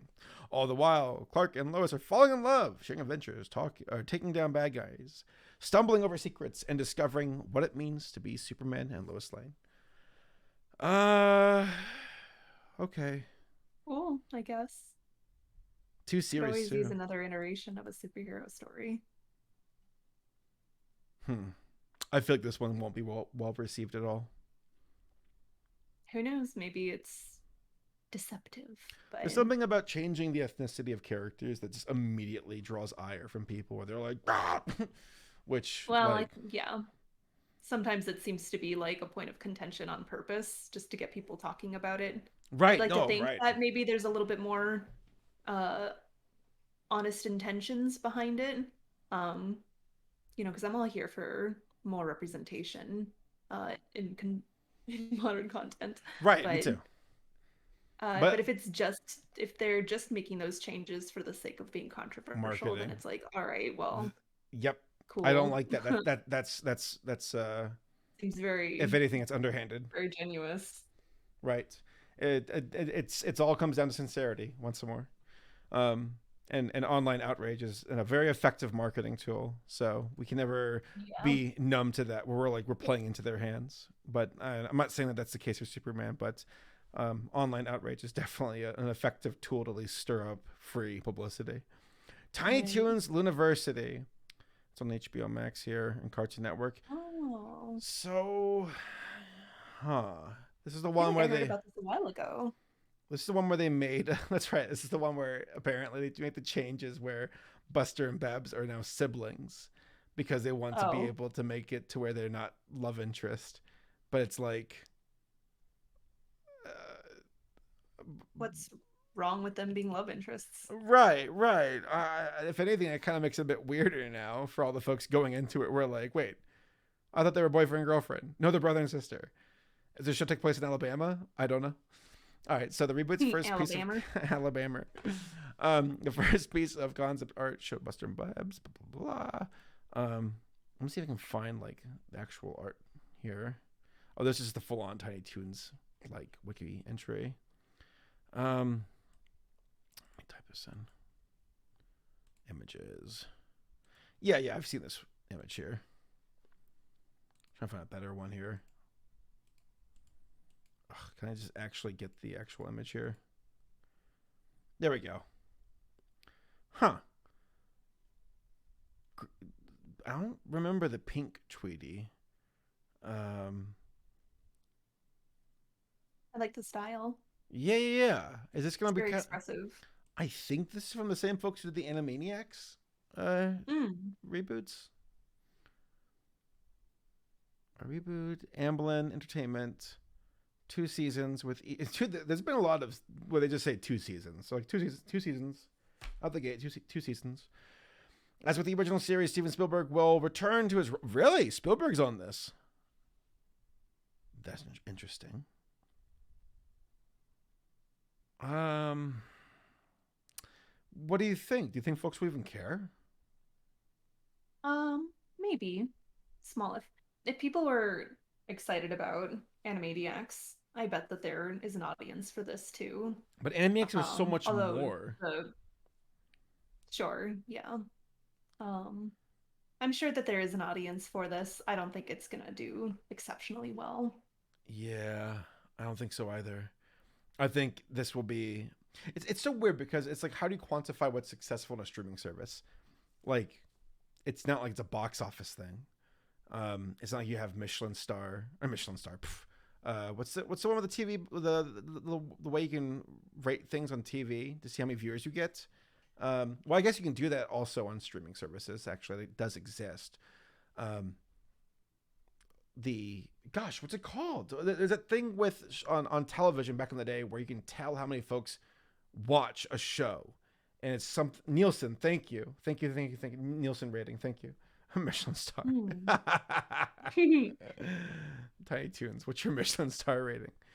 But Okay. Well, I will watch it because I do like Tiny Toons, but I feel like Tiny Toons is one of those things where most mainstream audiences will go, "Oh yeah, that was a show, wasn't it?"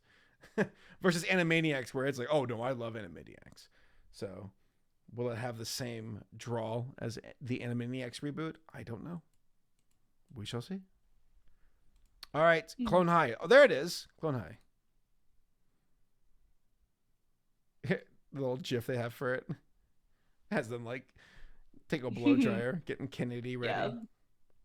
Melting the ice. I'm excited for that for sure. Obviously. Yep. Lord and Miller working on that again. They can rarely do no wrong. I think it's gonna be phenomenal. And oh gosh, I can't believe I forget her name. The person who did Long Gone Gulch, who created that, she's working on oh yeah, I don't remember the name, but I know what you're talking about. Tara, I think's her name. Gosh, hold on, here we go. I'm so sorry, I forget her name. Tara Bellinger. Yeah, she's because I love Long Gone Gulch. I was hoping we'd go the distance, and maybe it might still. We'll see. But she's working on she's the art director for Clone High for the reboot. So cool. She's a really awesome style. I think she was a perfect fit for the show. Perfect fit.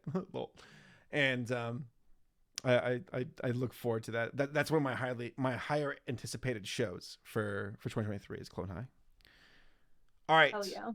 Genndy, we doing this or not? Unicorn, Warriors Eternal. I talked about this last year as well. All right. We have to. Come on. Have faith in Genndy. He's absolutely a god. But like, hold on, let me put my phone here in silent mode. Sorry. You're just so popular. Genndy with his Gendings, right? Primal season 2, right? Yep, and that was an ending, all right. That was a conclusion. He channeling his Samurai Jack, right? I adore Genndy. He's probably one of the greatest contributors to Western animation, period. And anything he makes, I'll watch. So Unicorn, Warriors Eternal. I'm trying to find the synopsis here. Let me see. Is there a Wikipedia entry which kind of cuts right to the chase here?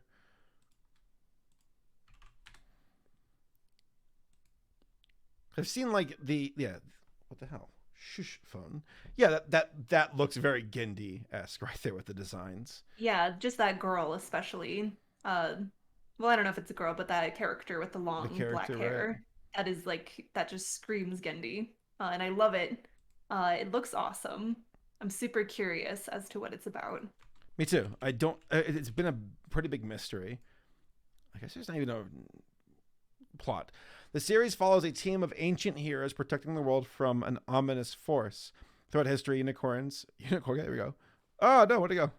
Unicorns have symbolized the virtuous, appearing to ensure that goodness reigns. When the reawakening of our heroes comes too early, they find themselves in the bodies of teenagers, damaged as a result. Their memories of who they are and the history of the unicorn over the centuries have been lost, with some of their magical abilities weakened and fragmented. Not only do they have to protect the world against the prevailing darkness, they have to do it while navigating the unexpected laughs and humor that come with teen angst and emotions. I think it's going to be good. Oh yeah, there's one of his like earlier concepts here with the girl. Though they definitely, I said the girl, but that character looks much better. He looks feminine, so I'm just like, I assume, but that's they've improved that. Yeah, all the characters look really cool though. Really distinct designs. Genndy's pretty good at that bold direction. Yeah, and I love a feminine character with thick eyebrows, so right. I love that. Betty Boop vibes, kind of, with the mouth. She does kind of. They do kind of look like Betty Boop right there, but the newer design looks way better. Much better. Cool. Looking forward to Unicorn. I'm looking forward to it for years now, so we'll see. All right, Sony, Spider-Man Across the Spider-Verse. I mean, what's there to say except this is probably one of the most anticipated animated films in recent history. Right. It looks fucking phenomenal, just like the first one. So high expectations for sure. Right. All the care, love, the phenomenal visual medium that it introduced, and will probably kick it up quite a bit in the sequel. I saw the trailer and I'm like, this looks gorgeous, just gorgeous. And it goes to show that Spider-Man is really one of the coolest superheroes, if not the coolest superhero of all time. So I'm psyched. I don't even want to spoil it. It's just there's nothing to say except for like bring it, like when, let's do it, let's go. So June 2nd in theaters, I'll definitely be there. I can't wait to see it. It's this movie is probably one of the most impactful films on the medium of animation in like recent history. So psyched to see what it can show up and continue to provide in that pursuit of upping the game. For sure. Oh gosh, here we go. I'm gonna start moving a bit quicker here because I've been going on for over 2 hours. So, Netflix time. My Dad, the Bounty Hunter, Dwarf Animation Studio. I'd be careful. I don't want Netflix getting angry at me. Gotta make this run. I wouldn't be doing this unless it was an absolute emergency. I wish we could go with Dad to work. Oh man, he'd be so mad. Can I get a goodbye hug? Lisa, Sean? Wow, Dad's car can really rip. Why are the lights moving down?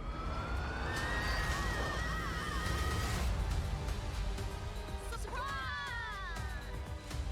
Dad? What is this?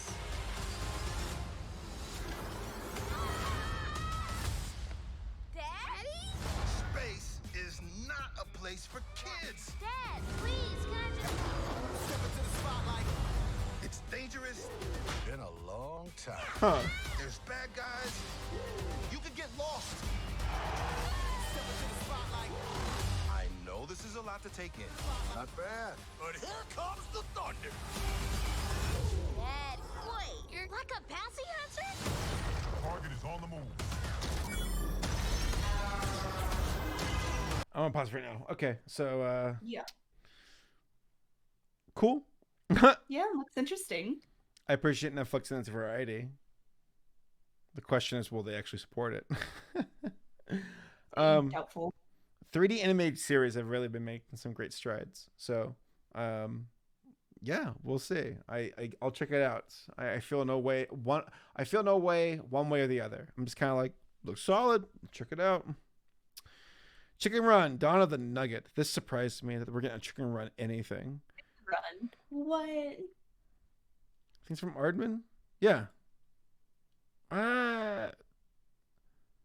Yeah, Mel Gibson's gone. It's replaced by Zachary Levi. Chicken Run, Dawn of the Nugget. Well, okay. Because Chicken Run's amazing. I love that movie a lot. Yeah, it's a great movie. Dawn of the Nugget. It's one of those things where I'm like, do we really need this? Couldn't we just let this very good standalone film alone? Just leave it be. Well, I feel that way about a lot of properties that continuously get brought back from the dead when they never needed to. Right. So, yeah, I agree with you there. We probably don't need it, but I guess it's interesting that it's happening anyways. Makes me think about how these executives who are like just go through all these file cabinets, just throw shows and movies on the table. And they're like, okay, can we do this? Can we do a sequel for Chicken Run? Sure. Why not? Let's do it. What are the kids nostalgic for? Chicken Run, right? Chicken Run 2. Sure. High in the Clouds. Gaumont Animation. I've heard of this one. I've never heard. It's based on a book? Children's adventure novel written by Paul McCartney. Okay, that's how it's happening. There are certain things where I'm like, how'd this come about? And I see the name attached to it. I'm like, okay, that's why.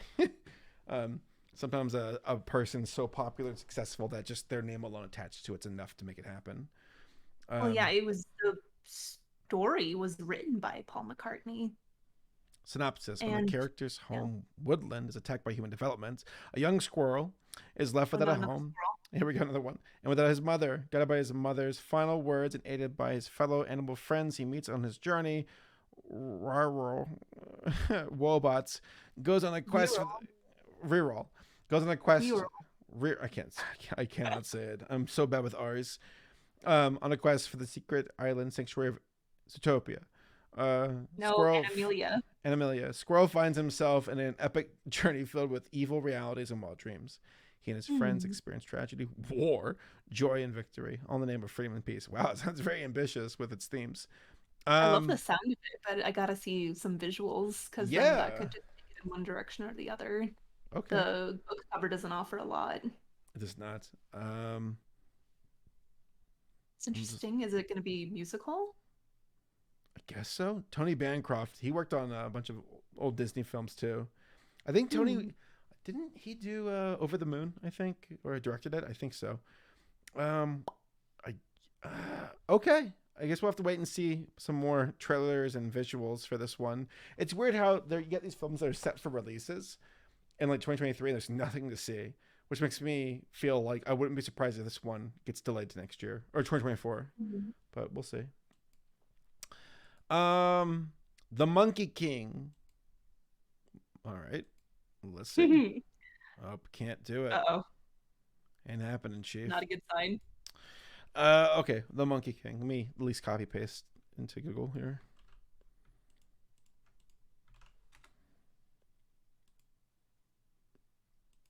Huh.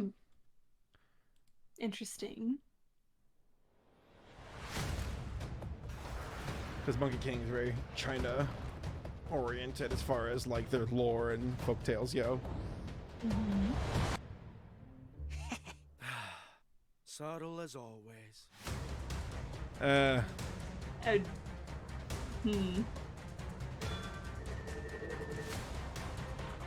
nothing but a demon. Nothing but a devious demon. That dub. I'll Pretty show rough. you how devious I can be. Whoa, so edgy.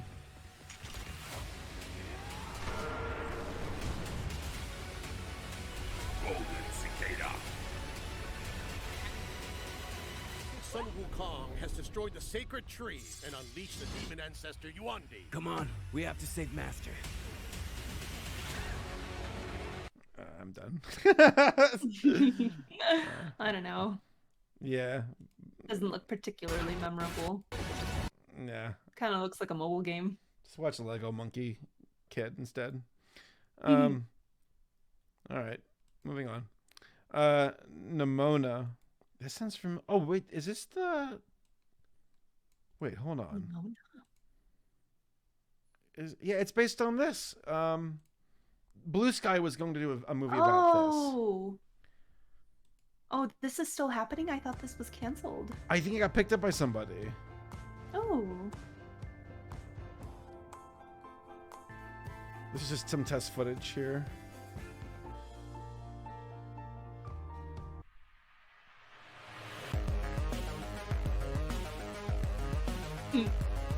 Oh, yeah.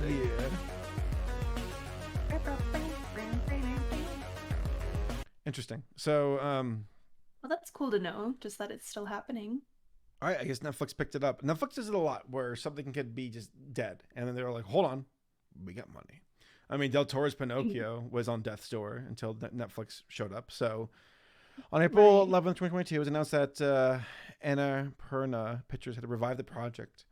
That's cool. If they can actually see this to completion, that would be exciting. Because, like, I know that this was supposed to be via Blue Sky and one of their bolder films that they were hoping to put out based on some good source material. And then Disney's like, die. And now it's, guess going to see the light of day after all. That's exciting. Yeah, that is exciting. Thanks, Netflix. yeah, a rare Netflix W, right? All right, cool. Comes out to be determined. Exploding Kittens. Oh no. This looks like it's from the folks who make what is this? This looks like an NFT cartoon. The series will be an adult animated comedy and is executive produced by Mike Judge and Greg Daniels. Mike Judge and Greg Daniels. Wow. Well, that's incredibly good. That's exceptional. The series, which follows the eternal conflict between heaven and hell when both God and the devil are sent to earth in the bodies of chunky house cats. Huh. Well, all I needed was those two names, and I see Greg Daniels, Mike Judge. Yeah. There it is. The oatmeal. It looks at the oatmeal character designs with the cats. It says here, the strategic card game about cats and destruction was designed by Elan Lee and Inman, based on comics from the Oatmeal and Shane Small.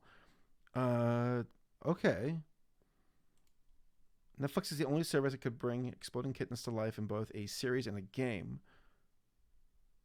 That's interesting. So it's that design looked like that right there. I'm like, oh, that looks like the oatmeal design. So. Oh, I guess I'm not familiar. I was just like, it just looks kind of derpy to me. Derpy, right. Well, Greg and Mike are two very prominent names attached to stuff, so I guess we'll see. Very much so. The Shrinking Treehorn, Ron Howard's. The upcoming film, described as a musical set in New York City during the holidays, is based on Florence Perry Hyde's 1971's children's book of the same, which was illustrated by Edward Gorey.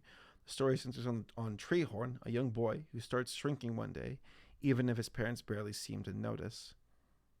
I guess that's all we really have to go off of, except that Ron Howard's working on it. Well, the artwork, I'm looking at just a quick search on Google, and the artwork reminds me of a game, like an indie game that's kind of like an indie horror game that came out a while ago. This black and white style. I don't remember what the game was called, but it was like kind of this character was like in a mental hospital and so was kind of trapped in this loop with this dark creature following him. And the art style just kind of reminds me of it. So I wonder if that game took influence from this book as well. Kind of reminds me of that one short story with the guy who cuts down the tree. Oh, The Giving Tree? Yeah, that one. Kind of reminds me of that. Yeah. All right, well, that's Netflix. Good luck, Ron. Okay, I'm going to do a quick rundown here.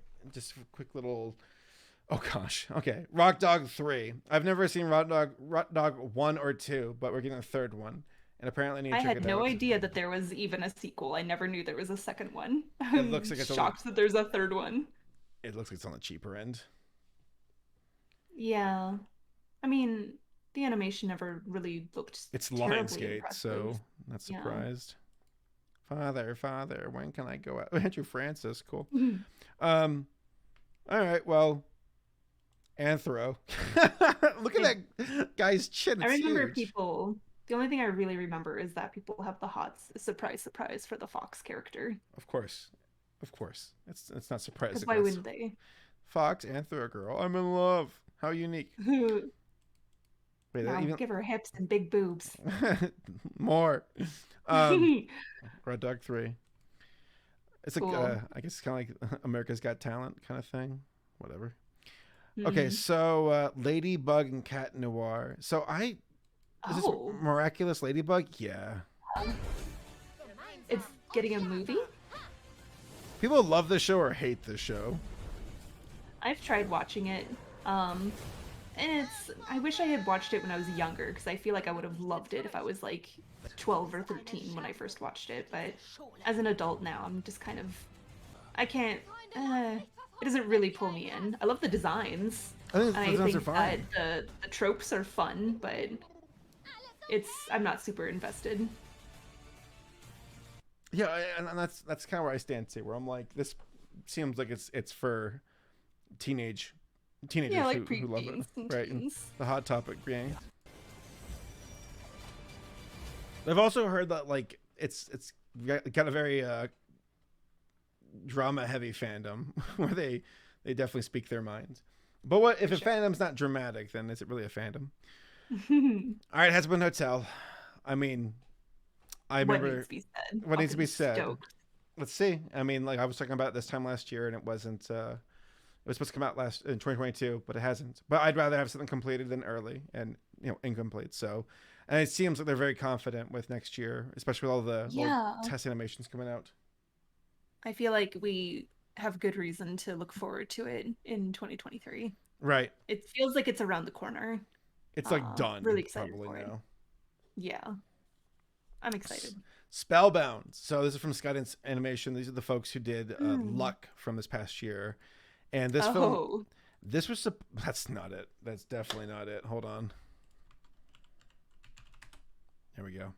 Got the dragons here. So it was dragons, or I think so. There's some kind of dragon type. So this was supposed to come out this past year, right? The little round looking guys. This is John Lasseter's new studio. Luck was such a big old nothing. Big old movie. Whatever. Right.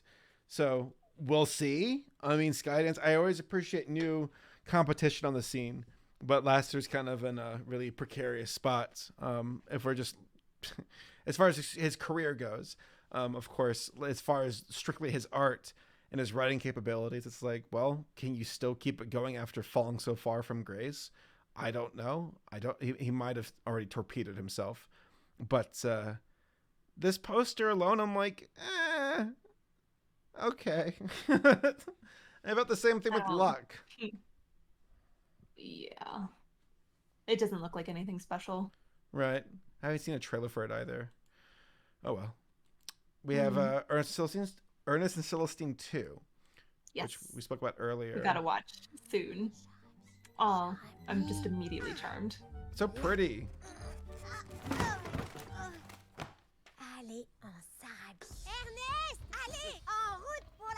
I love like the watercolor.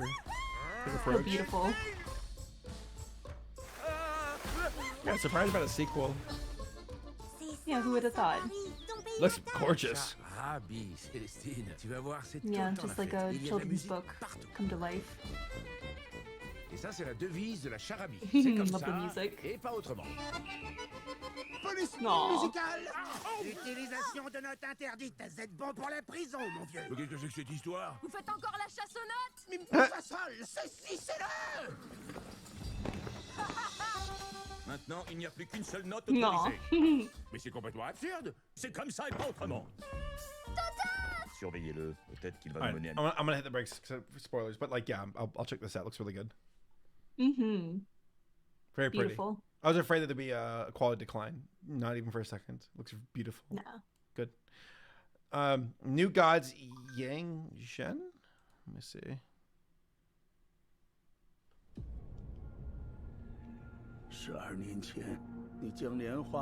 This is, hold on, this is from G Kids and Light Chaser Animation. This might be from the same folks who made Green Snake. Yeah, I was gonna say it looks familiar. Green Snake for sure. Oh, weird. Uncanny. Right. China loves their big fantasy movies. 镇住了一群玄鸟，他们是万火之灵，有毁天灭地的力量。一旦爆发，天地崩裂。 Those drums are in just every single trailer, I swear. 万物总要循环，玄鸟终得飞起，沉得住吗？这座华山能多镇住一日就多镇一日。那这次我就势敌非友。 I like his design. Yeah. That tiger was a little funny looking though. Right. 玄鸟出，世间大乱。那你也不该将我母亲压在烈火峰下。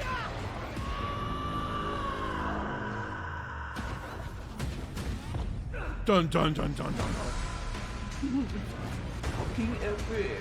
只有镇住玄鸟，才能拯救苍生。 Alright, the God of War returns. It's Kratos. Alright, I mean, looks like it's big action Chinese lore movie. Yeah, it looks like cool dynamic action scenes. What is like it? the Looks visuals. very Like the way it's each shot, the way it's composed is really cool. Kung Fu Panda 2 and 3 really like inspired Chinese animation in general to be like, we love the ethereal magic that swirls around characters during battles, like big time. I think it was Kung Fu Panda 3 where like China, like they were like, why is the best Chinese animated film not made by the Chinese? And they're like, okay, Right. we have to change that. I'm like, yeah, that's fair. Okay, cool. Cool. Suzumi Comics Suzume? Wave. Suzume, thank you. Comics film Oh. Wave Films. Let's see. Is it from the same folks who did Your Name. Your Name? They always do the It looks same like Your Name. sky post interpretation. What's the anime movie where the guy turns into a chair? That's what I want to see. Beauty and the Beast. All right. Yes, that. Spring Wars. Here we go.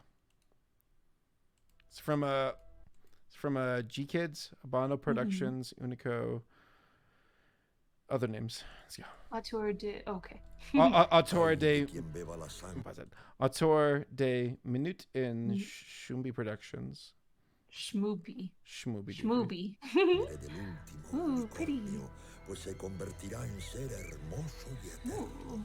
y así Dios regresará al paraíso perdido. What language is that? Is it Spanish? Oh, yeah, it sounds Spanish. Ooh. Damn.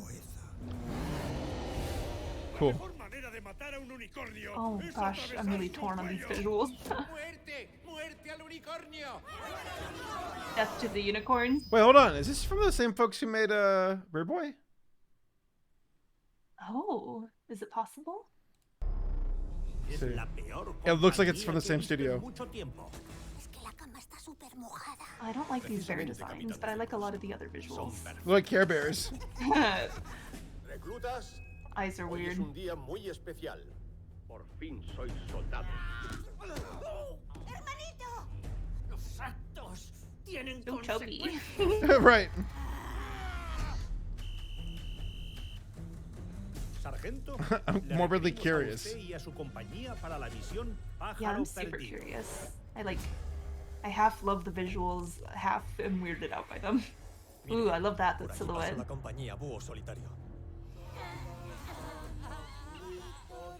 Uh-oh. This might be a bit much for Twitch, potentially. I'm going to pause for now, just in case.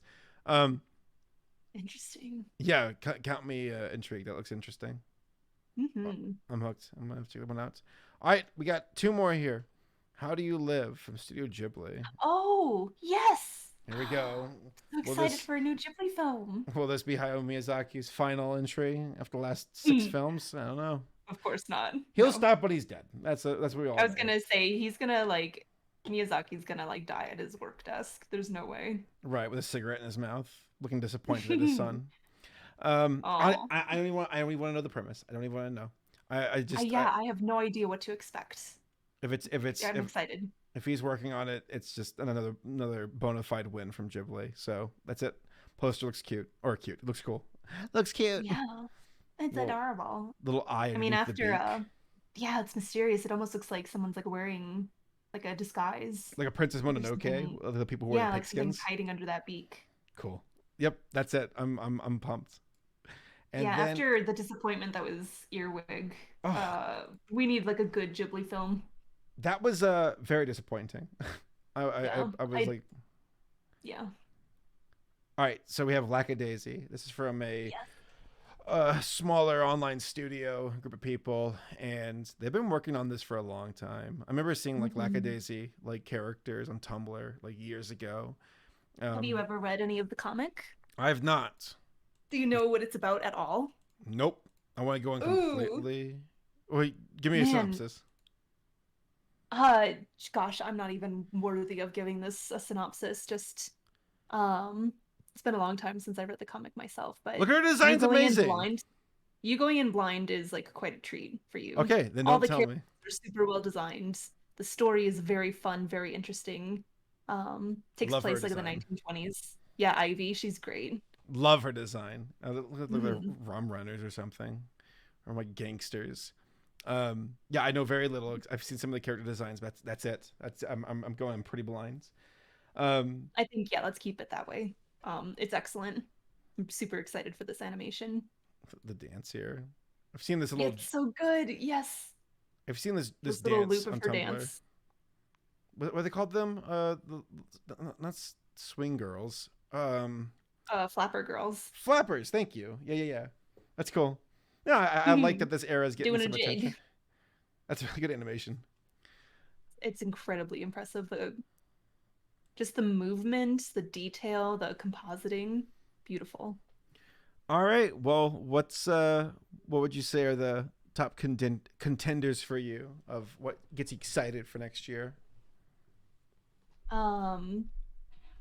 Gosh, nothing by Disney or Pixar, honestly. Not really. Not really. I mean, the Marvel, the Moon Girl show, it looks pretty cool. Yeah, Elemental. Cool. I wouldn't say I'm hyped about it.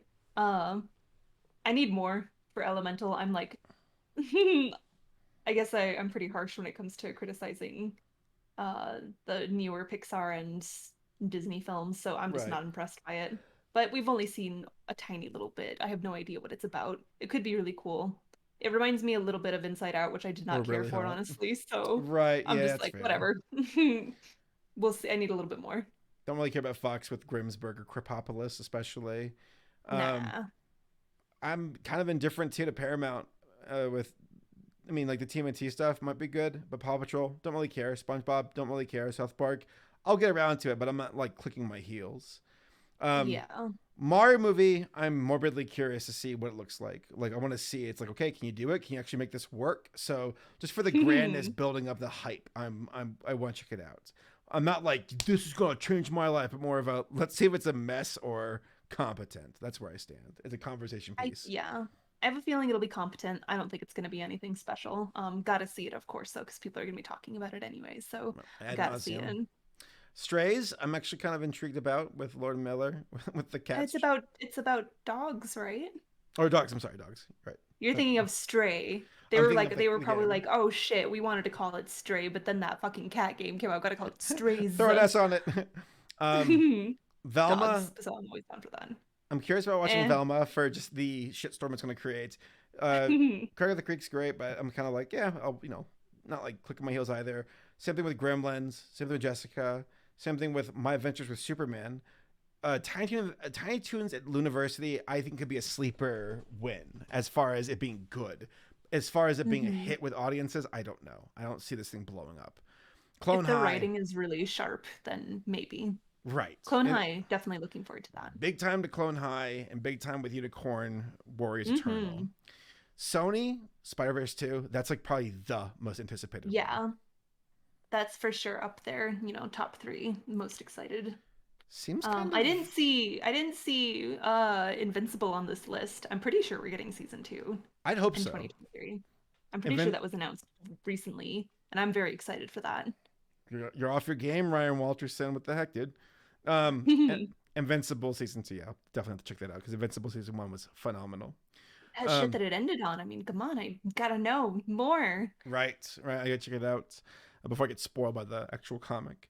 There's nothing really from Netflix that's making me go wild either. I mean, I just kind of see it as like, okay, we'll see. Exploding Kittens, I suppose. I guess. Because of the writers. That's the one that has Mike Judge and Greg Daniels, right? Oh, Nimona, that's right.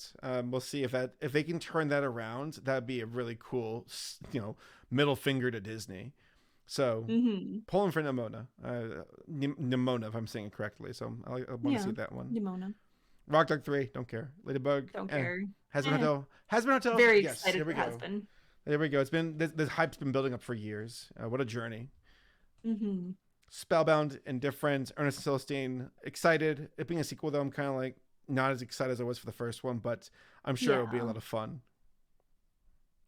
And then everything else except for Lackadaisy and How Do You Live just seems kind of to me, or we'll see. Yeah, like I think some of them may be like visual spectacles and maybe have interesting concepts, but I'm not like like you said, I'm not jumping out of my seat for them. Right.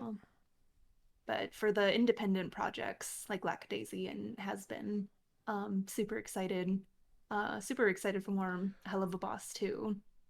How Do You Live? I'm thrilled that there's finally going to be a new Ghibli movie. Spider-Verse, of course. I'm very, very excited for that.